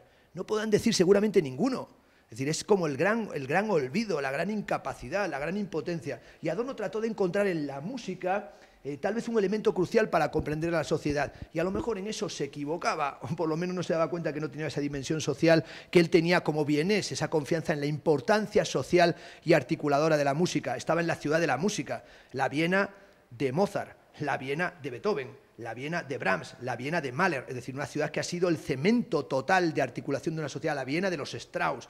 Y sin embargo, nosotros somos los sordos, los incapaces de escuchar la música. Y él pensaba que Schoenberg era el que llevó la música hasta su auténtica filosofía del futuro, ¿no? Porque confiaba en la disonancia. La disonancia de la música es la que da cuenta de lo que no está resuelto en la sociedad. Y esa disonancia musical él la va a confrontar con sus duras críticas a otros modelos musicales, duras en las que no se puede seguir siempre Adorno, porque uno tiene que ser Adorno no de completa observancia, porque si te lo crees a pie juntillas, pues realmente te vuelves un talibán. Por ejemplo, Adorno pone a caldo absolutamente a Stravinsky, porque él piensa que Stravinsky es folkis, es folclore, y que Stravinsky incluso conduce hacia lo regresivo, es decir, Stravinsky llega a lo regresivo, hacia la danza y se vuelve preburgués. Él dice, Stravinsky un descerebrado, ¿qué decir de Bela Bartók? O sea, ya es que Bartók ni lo considera, porque dice, bueno, ya Bartók, ese ya se sale de madre, ese ya va ahí a los Cárpatos y se acerca, ¿verdad?, a escuchar la música popular y lo convierte en sus composiciones. Pero que hay que decir que Stravinsky no era ningún cutre, ni para nada un compositor menor. Pero también uno se cae del mundo adorniano musicológico, especialmente en su famoso texto Iberjazz, sobre el jazz. Lo publicó en el año 36, cuando estaba en Londres con un seudónimo, Uther Rottweiler, porque no quería que se supiera, ¿verdad?, su vínculo con el jazz, especialmente en ese momento del nacionalsocialismo. Ese texto lo hizo sin conocer prácticamente nada de jazz. Un amigo, Matthias Teitz, le pasó alguna documentación y el texto, por tanto, es un texto muy coyuntural, pero que es un intento de oponerse a la cultura americana. Y él acusa al jazz de todo, de ser música regresiva, de ser la expresión del capitalismo, de ser un intento de liberación que finalmente se enreda en aquello que es esclavizador. Y hay que decir que Adorno, que dijo esto, nunca quiso retractarse, a pesar de que en los Estados Unidos pudo ver el free jazz, es decir, pudo ver el arranque del free jazz. Y él pudo ver no solamente el arranque del free jazz, sino para aquellos que hayan escuchado, como lo pudo escuchar él, a John Coltrane en directo, en sus primeros conciertos, que pudo escuchar a Dizzy Gillespie, que tenía, ¿verdad?, los discos de Miles Davis. Yo estuve, cuando iba a preparar mi tesis sobre la musicología de Adorno, pude ver la discoteca que se conserva en el Instituto de Frankfurt de Adorno, y tiene los discos primeros de So What, y tiene unas notas de hacer un ensayo sobre So What de Miles Davis, que es una pena que no desarrollara, pero que sin duda hay que decir que son parte del arranque de lo mejor de la música contemporánea, y sobre todo plantean el debate sobre el carácter improvisatorio de la música, que es un debate que está desde Bach y que se va a retomar en Beethoven, y que es un tema que estaba presente en el campo de la música también Thelonious Monk. Él que era pianista, porque Adorno era pianista y compositor, están grabadas sus famosas disonancias, y que encima además como compositor Adorno tiene el mismo defecto que todos los filósofos que han hecho composiciones, y es que los filósofos que han hecho composiciones musicales tenían una manía, que es hacer composiciones para piano a 4 manos. También Nietzsche le enseñó sus composiciones a Wagner, y Wagner se las pasó a Liszt porque él ni las quiso analizar, porque dijo, bueno, este Nietzsche a ver qué música va a hacer, seguro que es una aberración, se las pasó a Liszt, Liszt las vio y le mandó un famoso comentario: usted ha perpetrado el estupro de Euterpe, ¿no? Ha sodomizado a la musa. Bueno, se lo dijo así bellamente, el estupro de Euterpe. Bueno, aquello es tremendo, ¿no? El himno a la alegría de Nietzsche para piano a 4 manos. Y este tiene Adorno composiciones para 4 pianos a 4 manos. Bueno, hay que reconocer una cosa, todo el que haya tocado el piano a 4 manos es tipo el oeste, ¿no? En el oeste se sientan a un cabaret 2 tipos o 2 personas en un piano a 4 manos y se produce un empastamiento del piano, que sale música del oeste o sale música de cabaret, y esto es algo que hace cuando uno escucha la música de Adorno, suena como una suerte de soniquete de música del oeste, de música del salón, pero es que encima él hizo una ópera que se llama Las aventuras de Huckleberry Finn. Y esa música, Huckleberry Finn, le lleva al escenario del jazz, es decir, le lleva al territorio del jazz. Y esa música, si algún día lo escucháis, pues es la música que luego va a utilizar en parte Michael Nyman cuando haga la música para El cocinero su mujer, y esa ópera, ¿verdad?, para voces infantiles que está inspirada en la música del propio Theodor Adorno. Bueno, Adorno cree que la música tiene que ser escuchada concentrándose, que la música no puede ser mera distracción, que no puede ser el cemento social, y evidentemente para escuchar la música culta contemporánea hay que concentrarse y es un proceso de estudio. Adorno, frente a Benjamin, no pensaba que la cultura de masas condujera a la emancipación, sino que la cultura de masas tenía muchos elementos regresivos y en cierto sentido esa distracción impedía que el oyente penetrara intelectualmente en ella. Adorno afortunadamente se oponía a la nostalgia estética que representaba Ortega y Gasset, que le presta atención en alguna ocasión en la dialéctica de la Ilustración, sobre todo porque Ortega, en el libro que tuvo mucho impacto en su momento, La rebelión de las masas, pues está manteniendo como una especie de actitud de lo que él llama aristocratismo intelectual, que lo va a defender también en la deshumanización del arte, y frente a eso Adorno no quiere una nostalgia del arte tradicional, sino que quiere pensar la industria cultural. Evidentemente la dialéctica de la Ilustración es un trabajo sobre la industria cultural en el que él piensa que el problema no es que la cultura sea democrática, sino que es pseudodemocrática, es decir, que no es democrática completamente. Adorno va a escribir contra esa industria cultural en su libro Mínima Moralia, en esas reflexiones sobre una vida dañada, hablándonos de en qué medida estamos en una época donde se quieren eliminar las tensiones y sobre todo se quiere olvidar el acontecimiento decisivo, que es el acontecimiento del campo de concentración. Es decir, la industria cultural lanza ese velo de distracción frente al fenómeno que caracteriza la modernidad, que es el impacto de Auschwitz. En el fondo, Adorno, para el tópico común, se resume en una frase, que es la imposibilidad de la poesía después de Auschwitz. Esa es la frase si uno dice, bueno, ¿Adorno de qué va? Pues que es el que dijo que no es posible la poesía después de Auschwitz. Yo quiero subrayar muchas veces que esa frase, como esa otra que se le atribuye a Hegel, que es la famosa idea de que Hegel trata de la muerte del arte, nunca Hegel dijo que el arte estuviera muerto, sino que en las lecciones de estética dijo que el arte es para nosotros una cosa del pasado. Que sea del pasado quiere decir que es histórico, pero no que haya muerto. La frase de Adorno, por lo menos para sacar un dato que no sea ajeno a un texto, se encuentra en el primer ensayo que da título al libro Crítica de la cultura y la sociedad. Es un ensayo muy breve, de 20 páginas, y en ese, cuando se está acabando, que es un ensayo sobre sociología muy general, muy básico, está la famosa frase que ha sido interpretada una y otra vez. Y esa frase dice: la conciencia de la fatalidad amenaza a todos a degenerar en palabrería. Es decir, el discurso apocalíptico se convierte finalmente en un discurso de palabrería. La crítica de la cultura se encuentra frente al último peldaño de la dialéctica de la cultura y de la barbarie. En el fondo siempre estamos ante ese último peldaño, el peldaño en el que la cultura está a punto de fallecer ante la llegada tremebunda de la barbarie. Escribir un poema después de Auschwitz es barbarie, y esto corroe también al conocimiento que dice que hoy es imposible escribir poemas. Bueno, Adorno no dice ahí que sea imposible escribir poemas después de Auschwitz, sino que escribir poesía después de Auschwitz es pasarse a la barbarie. Bueno, en la dialéctica negativa, en la teoría estética, en la terminología filosófica, en prácticamente toda su obra, Adorno se negaría a escribir algo así como es imposible la poesía después de Auschwitz por una sola razón, porque un pensador dialéctico no piensa que haya algo que se cancele en su imposibilidad. Es decir, eso sería contrario a todo el despliegue de la dialéctica de tesis, antítesis, síntesis, y especialmente para alguien que no crea que hay una síntesis, sino que la dialéctica se mantiene como dialéctica de la negatividad y no de la totalidad o de la redención, de una reconciliación meramente intelectual. Lo que dice Adorno en Mínima Moralia es que el primer impulso es vengar a los asesinados. El primer impulso ante Auschwitz es vengar a los asesinados. Pero la violencia, dice Adorno, sería injusta incluso con las víctimas. Por eso el objetivo del arte y el objetivo de la filosofía es pasarse a la barbarie para ser una defensa del nihilismo. Así dice en Dialéctica Negativa, cuando uno le preguntan si es nihilista, solamente puede responder una cosa: demasiado poco. Demasiado poco porque aún no he sido capaz de comprender lo que sufre. Es la dimensión del sufrimiento, es la dimensión del Auschwitz la que hace que él diga allí: por eso ha sido falso sostener que es imposible escribir poemas después de Auschwitz, porque esto sería conceder una victoria a los que ejecutaron a la gente que no tuvo capacidad de expresar su sufrimiento. El arte en Adorno es la poesía después de Auschwitz, no su cancelación y su imposibilidad, porque después de Auschwitz claro que existe la posibilidad de la poesía, porque si no, ¿para qué escribió Adorno toda su obra, la teoría estética, dedicada a Samuel Beckett? Él dice, el artista que consuma la posibilidad de la poesía después de Auschwitz es Samuel Beckett, que no describe Auschwitz, porque en el fondo el mundo entero es Auschwitz, el mundo entero es un campo de concentración. De la raíz, de la ceniza, de la inconsistencia, del detritus, hace que las palabras sean palabras para nada. Palabras que nos dicen una cosa: il faut continuer, hay que continuar a pesar de todo. Y ese a pesar de todo es que el arte es no tener nada que decir, no querer, no saber cómo decirlo, la imposibilidad de hacerlo junto a la necesidad de hacerlo. Es una necesidad de expresar algo que es el lenguaje del sufrimiento. Y podía haber sido Beckett, ¿no?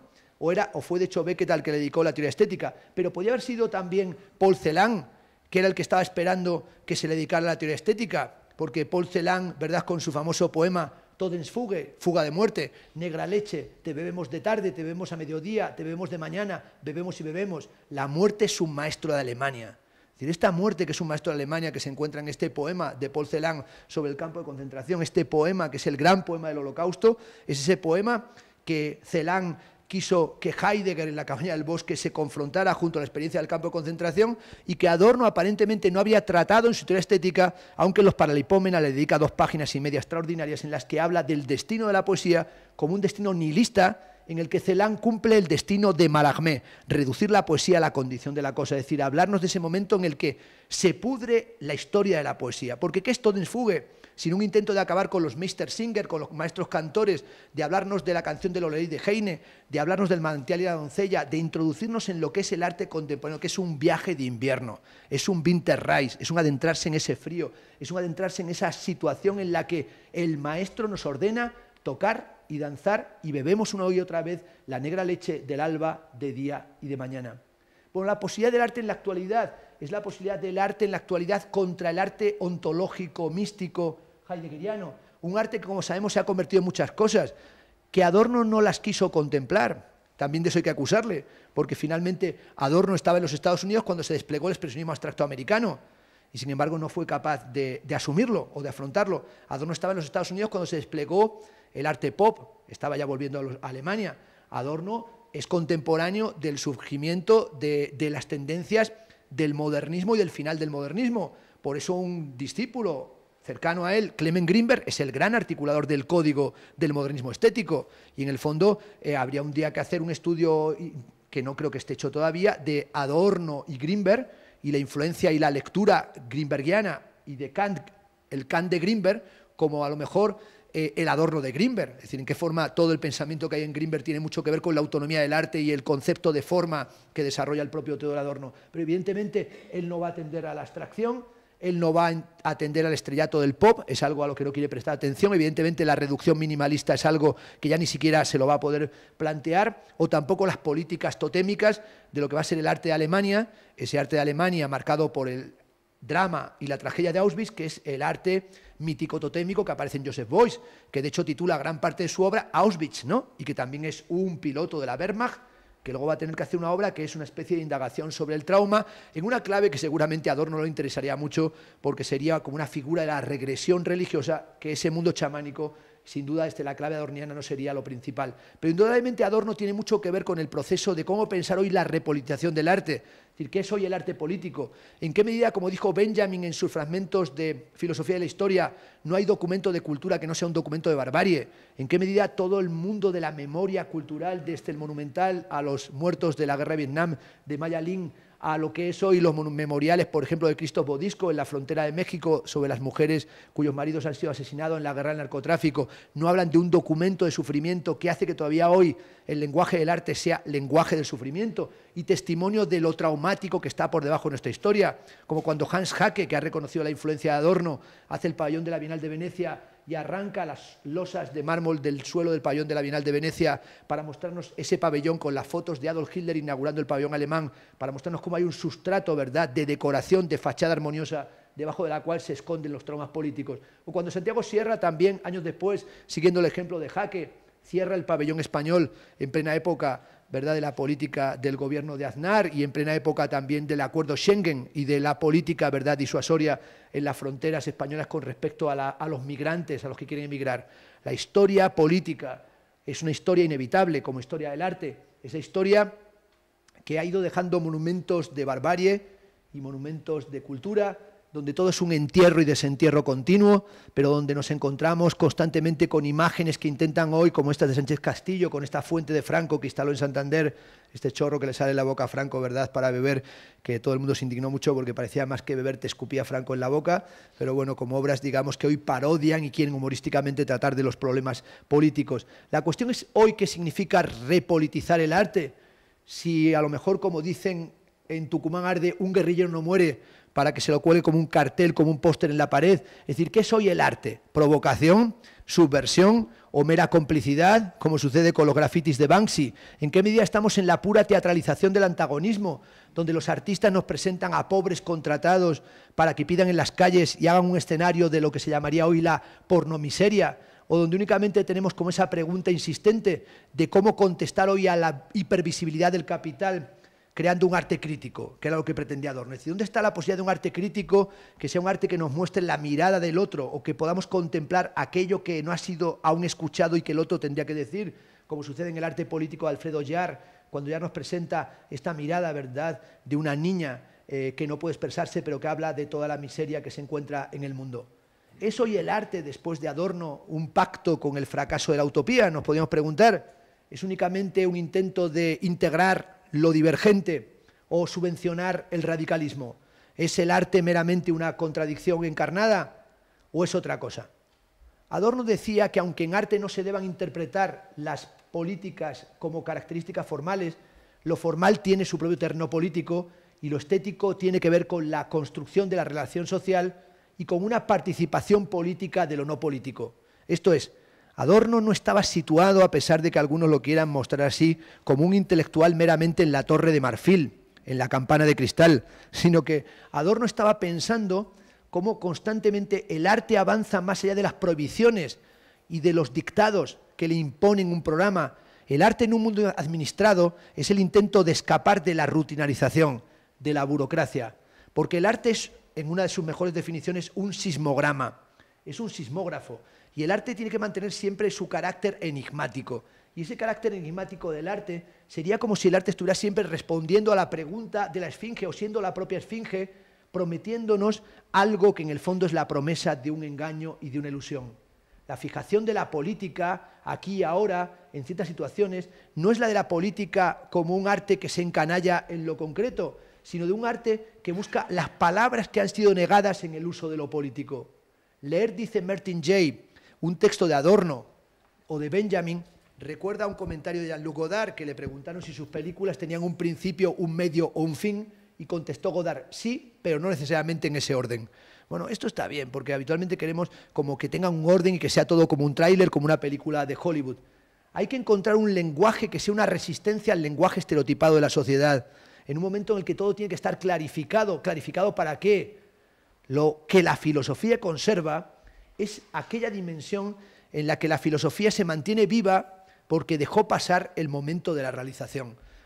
Ni siquiera desplegó el vuelo, como la lechuza de Minerva. La filosofía sigue viva porque sigue presente el sufrimiento. Es decir, la filosofía es la esperanza de los desesperados.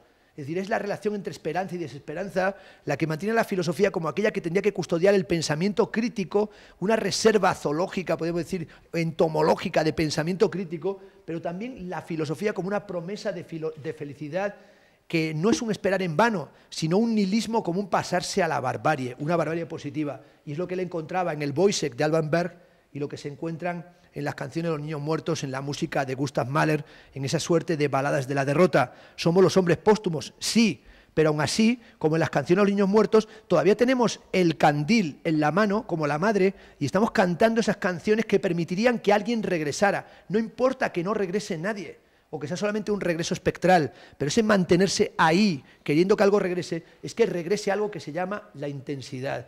Y esa es la situación que le llevó a Gramsci desde la cárcel, en sus cuadernos políticos, a decir que la clave política hoy es tener pesimismo del intelecto y optimismo de la voluntad. Y hoy hay que ser un pesimista, porque bueno, no se puede ser optimista. Es como dijo St. John Peirce, si hay alguien optimista en la sala, que venga a primer término que le daremos un tiro en la frente. Bueno, es decir, no habría ninguna razón para serlo, pero tampoco ser un pesimista que vende ceniza, que vende decepción. Hay que ser un pesimista de la fuerza. Eso lo llamó Nietzsche jovialidad. Y es difícil cada día tratar de tenerla, es decir, la jovialidad. Y hay que tener jovialidad porque hay que continuar a pesar de todo. Y ese optimismo de la voluntad, lo que hoy tiene que mantenerse a toda costa. Apenas en los tiempos más recientes, decía Adorno, se está haciendo visible, dijo en el 68, poco antes de morir, una especie de fuerza, que es una fuerza de los más diversos grupos de la juventud, como una resistencia ciega contra la adaptación, como una libertad para los objetivos de la manera racional, con un asco ante el mundo como engaño y representación, una búsqueda de un impulso deconstructivo, dice ahí Adorno en el 68, que va aumentando en el ámbito de la social y ya se verá dónde conduce. Bueno, ese texto de Adorno, que es un texto poco conocido, Capitalismo tardío o Sociedad industrial, está marcado por la época en la que Adorno no quiere ponerse del lado de los estudiantes berlineses y alemanes en los disturbios del 67 berlinés, que son el antecedente del famoso mayo del 68. Y Adorno va a posicionarse con distancia porque lo ve desde ese aristocratismo que nunca dejó como algo que va a acabar con el propio concepto de academia, universidad y filosofía al que él ha vuelto y que le ha costado mucho regresar a Alemania después del nacionalsocialismo, y teme mucho que suceda lo mismo que sucedió en la época en la que él vivió, la República de Weimar. Es decir, que finalmente el proceso de la contestación o de la proletarización no se ha convertido en un proceso transformador, sino en un proceso regresivo y sean cooptados por las fuerzas del fascismo, que siempre es capaz de captar todo para sus intereses.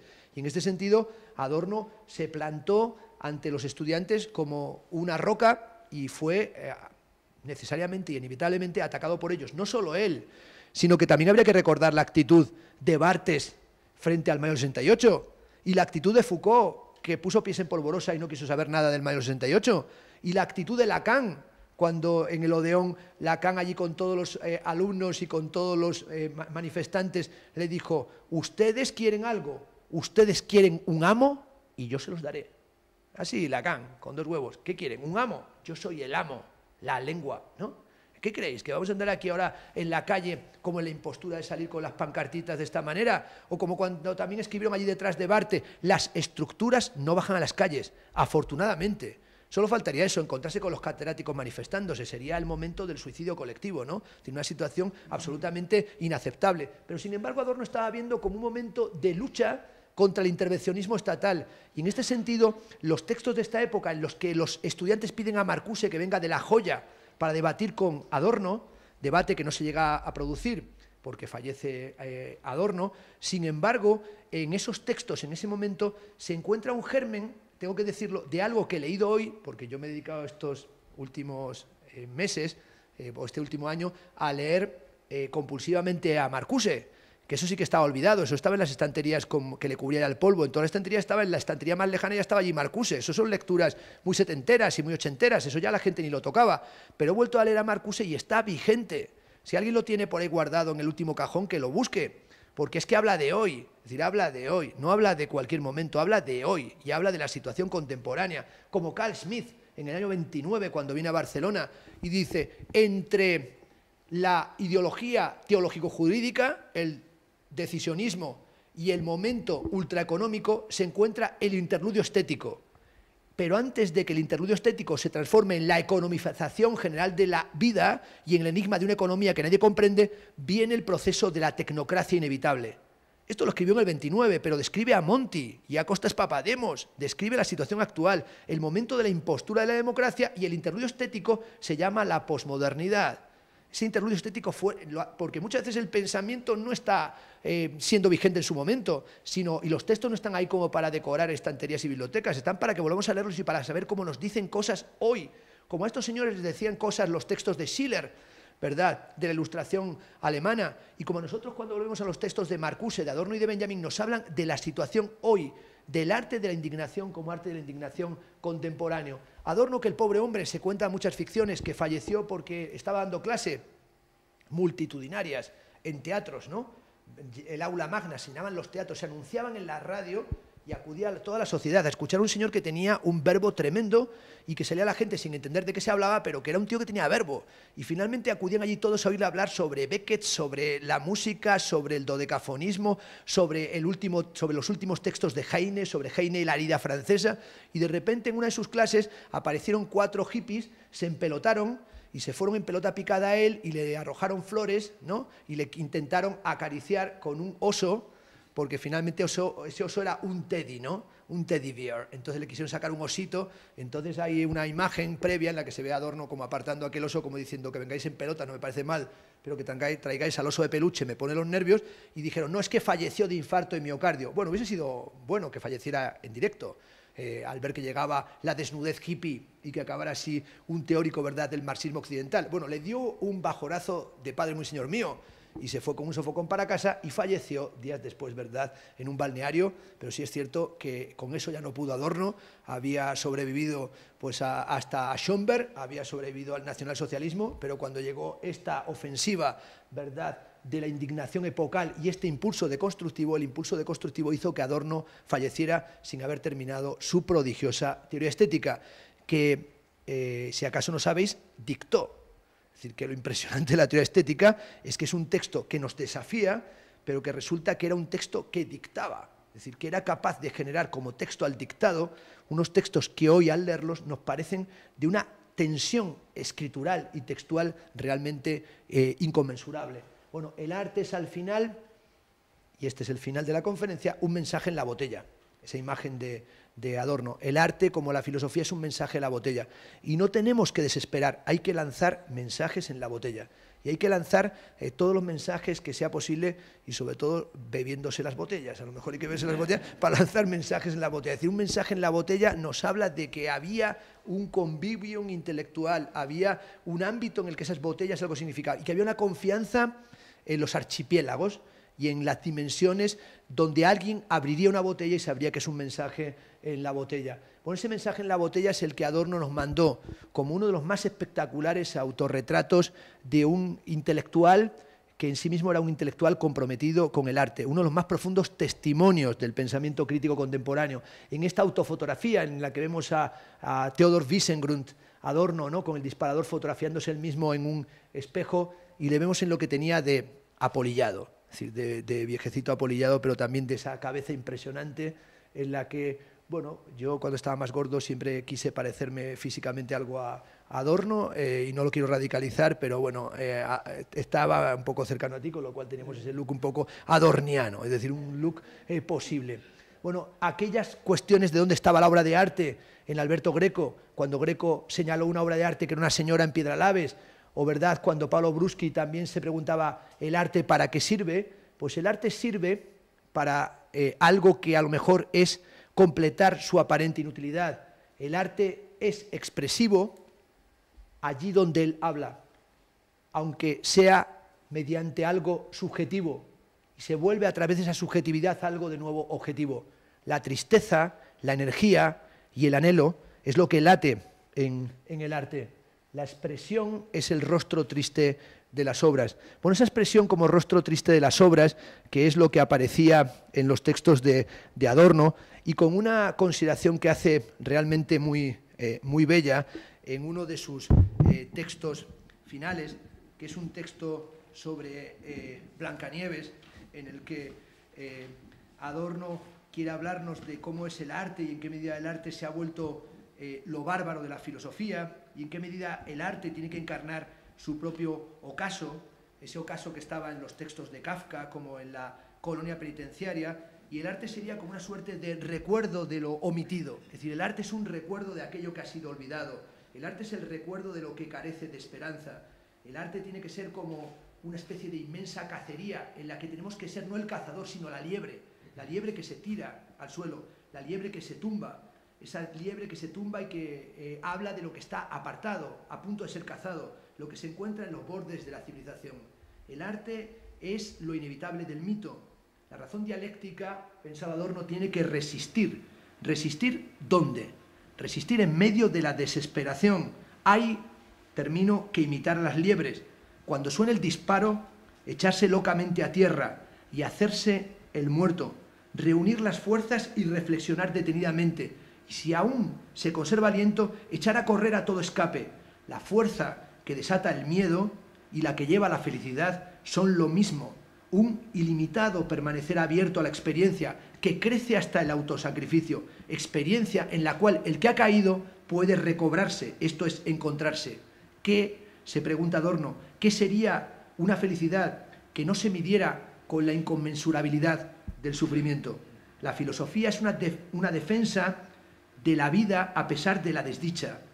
La filosofía es como la astucia de las liebres, como la excentricidad de la épica tortuosa. La filosofía no es el freno a la locura, la filosofía es lo que nos lleva a ser autoconscientes a través del dolor. Como al final de Exiliados de James Joyce, la herida del pensamiento, la herida del arte, no está pensando en que llegue una vida en suspenso, sino que la herida del arte quiere un viejo deseo, tiene un antiguo deseo, es el deseo del retorno de lo amado. Así termina Mínima Moralia. Oh, mi extraño y salvaje amante, vuelve a mí otra vez. La travesía del arte es la travesía que clama por ese retorno del deseo y que busca las palabras para una vieja herida. En este sentido, la melancolía que Adorno viera expresada en Blancanieves y que Benjamin viera expresada en la dimensión alegórica, en la facies melancólica, que es la calavera que sostiene Hamlet en los sepultureros shakespearianos, esa facies melancólica, esa dimensión que atraviesa la historia de la cultura, por lo menos desde el problema de Aristóteles, nos habla de que tenemos que buscar nuevos puntos de partida, porque la verdad es inseparable de la loca ilusión de que en el seno de las figuras del arte, en el seno de las formas del pensamiento, la engañosa apariencia permita que surja al fin la apariencia de la salvación. Muchas gracias.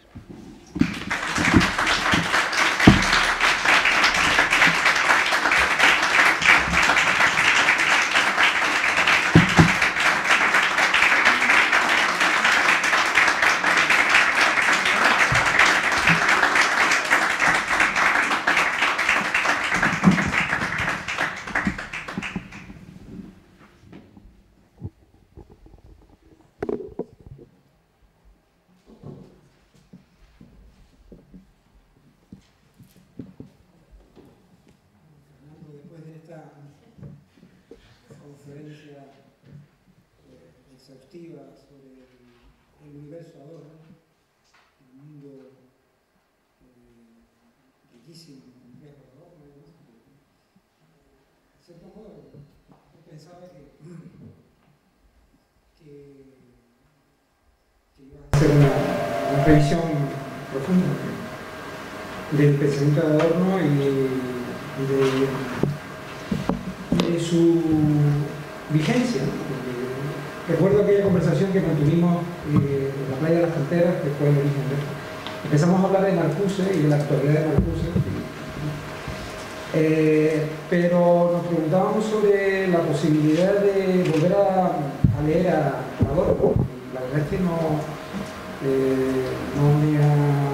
me ha decepcionado en absoluto el enfoque que has dado de Adorno, ¿no? Me ha parecido también muy interesante la elección de los textos y que hayas terminado con Mínima Moralia, que es un texto maravilloso. En fin. Bueno, yo no tengo preguntas concretas que hacerte porque hemos hablado muchas veces sobre estos temas, Pero si hay alguien en el público que puede abrir alguna línea.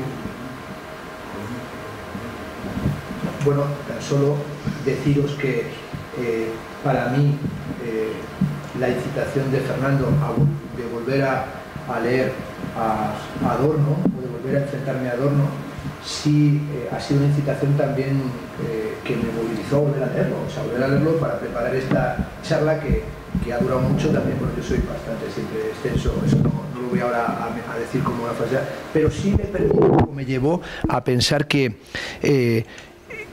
era una ocasión para volver a leerlo, y he estado leyéndolo desde la invitación que me llegó y a través de Clara, y en estos meses que he estado leyendo y preparando esta conferencia me ha vuelto a parecer que no perdía intensidad. Es decir, hay autores, lo sabemos de sobra, y películas y piezas musicales y obras de arte que pasa el tiempo y quedan como obras de época, pensamientos de época, es decir, que los ves circunscritos a un momento y que ya no te están diciendo nada hoy. Y sin embargo, volviendo a los textos y sobre todo a una parte que he dejado marginal, que es el debate de Benjamin y Adorno en torno a Kafka, es decir, el texto que hace Benjamin sobre Kafka y el texto que hace Adorno sobre Kafka, y a través de eso volviéndome a leer a Kafka, es decir, yo soy muy loco, con lo cual para prepararme la conferencia me puse a leer y en algún momento me decían en casa, pero es que vas a preparar la tesis que no hiciste ahora por fin, pero bueno, no sé si la he hecho, pero sí me parecía que es un pensador que la exigencia que tiene Adorno del modo de pensar, la forma de pensar y los problemas que afronta ya nos da una lección. Es decir, el rigor conceptual, la belleza de la prosa, como tú decías, de Mínima Moralia, la concepción del estilo, la atención a su época, todas las cosas que le vemos hoy como defectos, porque hubo una época en la que estaba de moda tratar a Adorno con un desprecio alucinante. Pero un desprecio alucinante que era que Adorno servía para, en algunas conversaciones entre intelectuales, incluso gente de buena formación, bueno, Adorno está superado. Esas son de esas frases que a veces uno se queda bastante frustrado porque las escucha, encima las pronuncia gente que uno hasta respeta, pero dice uno, bueno, está superado, lo acabamos de superar ahora entre este cacahuete y este trago de cerveza, ¿cuándo se ha superado? Y hay que decir una cosa, superar a Adorno en el sentido de una superación a través de su lectura y superar el modo en el que él se enfrentó a los problemas, no es una cosa que se haya resuelto en los procesos de la teoría contemporánea. Es decir, nosotros nos ponemos a leer dónde está el análisis musicológico a la altura del de Adorno. Uno lee el libro sobre Mahler y es que hay páginas, de verdad, que uno tiene que parar y dejar de leerlas de la emoción enorme que produce lo que está leyendo, emoción intelectual, emoción estética. Y en ese momento uno está comentando los líderes de Bundelhorn y uno lo pone y hay momentos absolutamente demoledores, donde se va del análisis formal al análisis filosófico, al contexto social, a la reflexión poética y de verdad, en esos momentos dice uno, ojalá tuviera uno la capacidad de acercarse un poquito hasta el lugar donde Adorno se instaló, que concede al arte su autonomía, creía en las obras de arte de una manera muy fuerte. Claro, ¿qué le faltaba? Nos hubiese gustado que hubiese trabajado más sobre las artes plásticas. Sobre Klee, pero si Adorno sí más hubiese metido ahí, a lo mejor estaríamos más machacados. Menos mal que Adorno...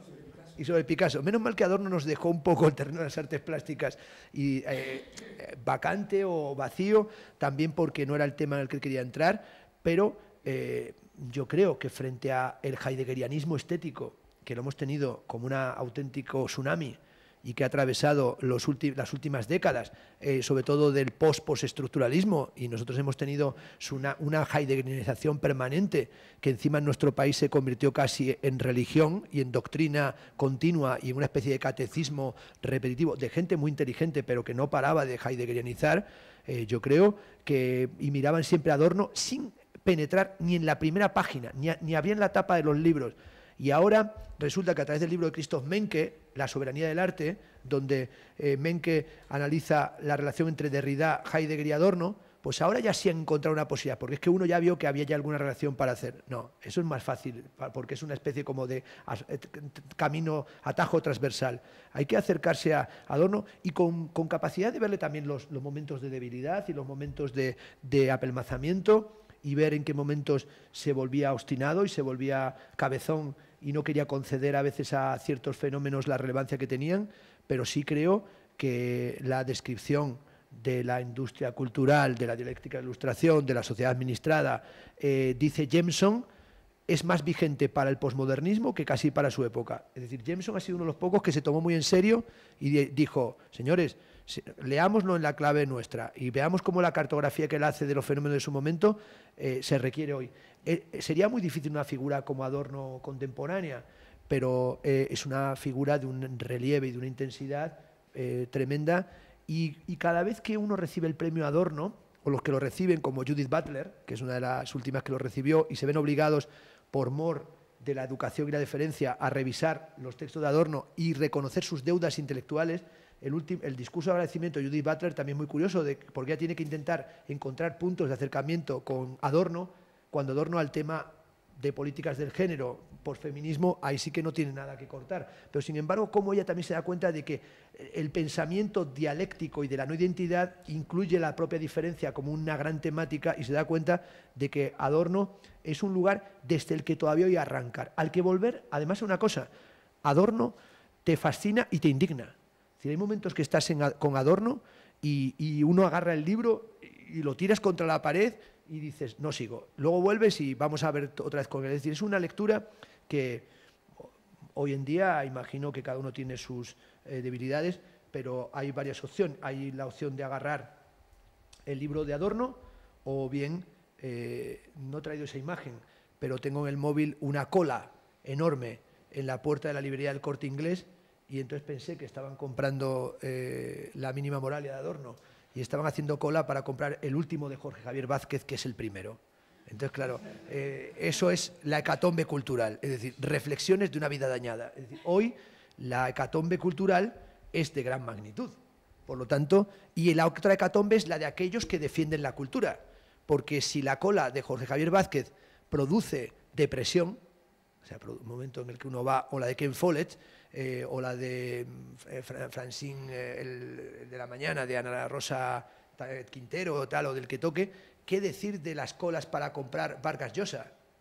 Ya son más duras todavía, ¿no? Es un momento en el que la gente va a comprar la cultura del espectáculo, el libro de Vargas Llosa. Y ese libro es hoy lo que Adorno ya tematizó, el filisteísmo cultural. El filisteísmo cultural, el apocalipticismo cultural.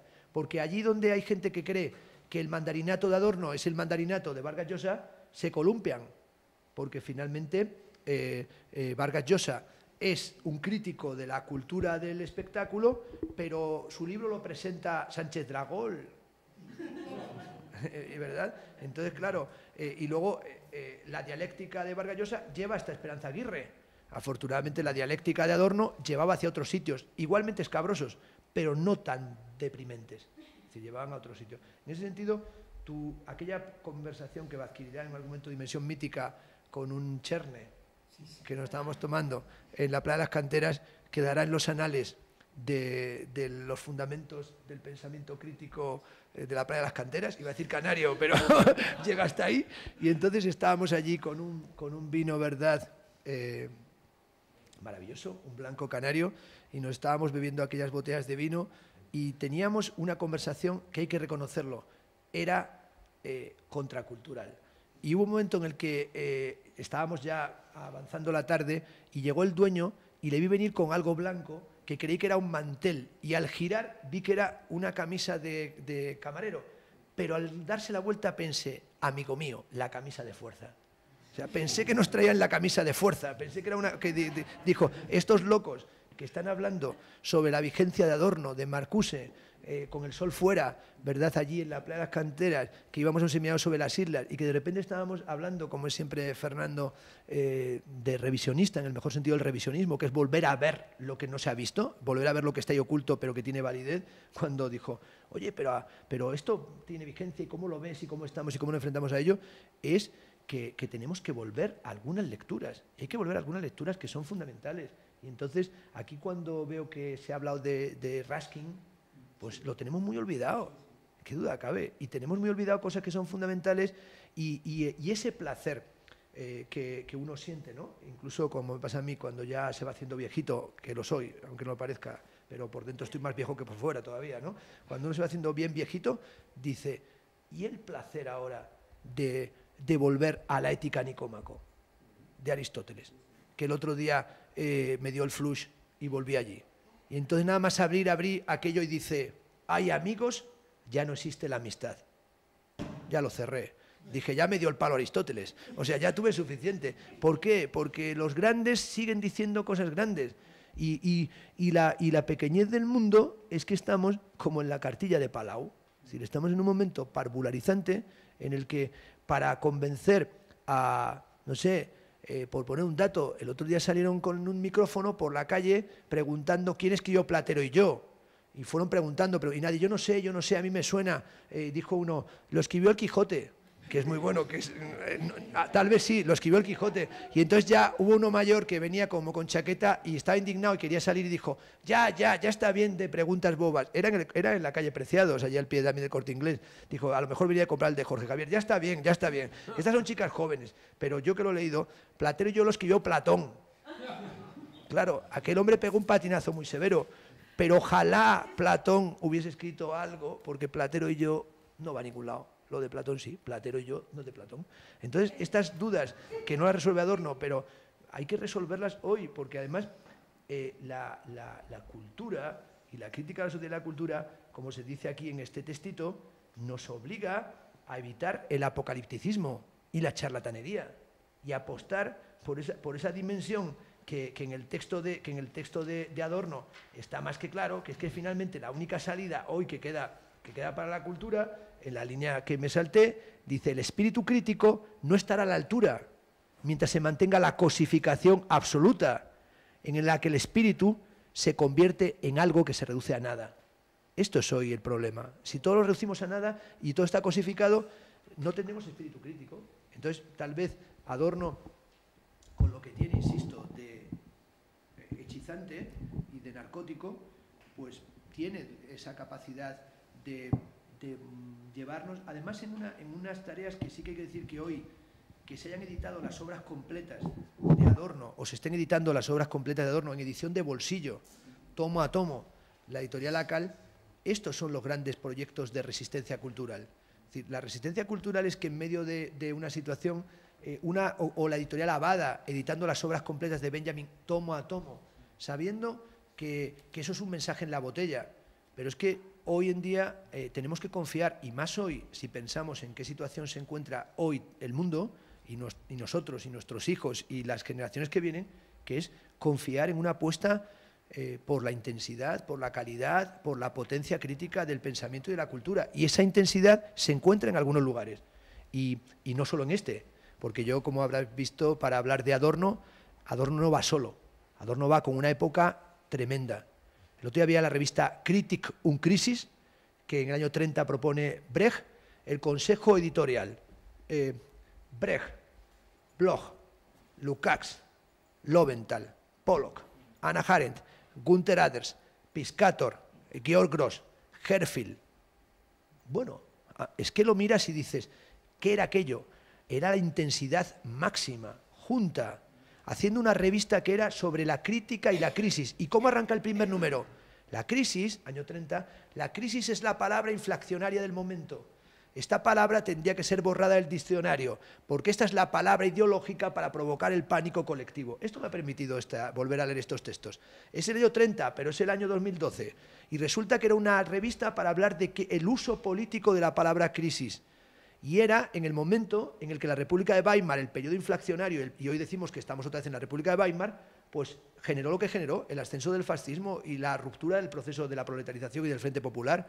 Por tanto, uno vuelve a ver eso y dice, hoy se hace necesario un frente cultural, pero un frente cultural que es un frente en el que tendremos que volver a recargar las pilas, salir de la trinchera en la medida en que se pueda y sobre todo en la medida en que no sea todo un reducirnos a la rutinarización, la precarización y sobre todo el vasallaje político-ideológico, que es el tema de nuestro tiempo. Es decir, en qué medida hemos llegado a una situación en la que en el fondo el conflicto social es inaudible.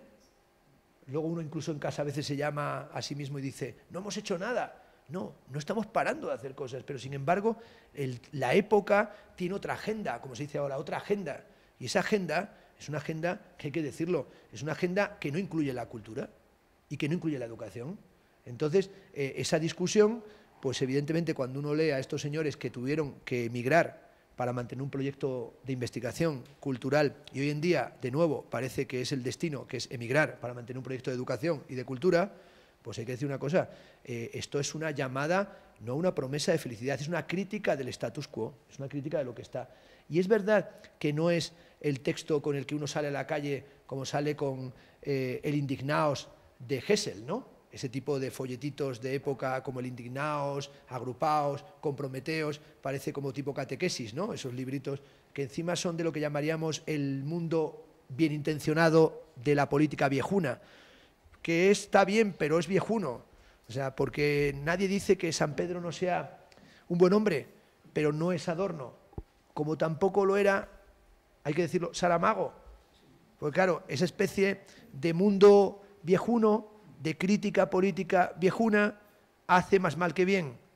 Y entonces sí es cierto que algunos intelectuales de voluntad tertuliana harían bien en dar un paso al lado para que se pudiera escuchar que lo hay a una nueva generación, yo creo, de gente joven, que eso es lo único que me anima, más joven que nosotros, que ha leído mucho, que ha estudiado mucho, que está muy bien formada y que yo creo que ha vuelto, como está sucediendo ahora, a leer a Marx.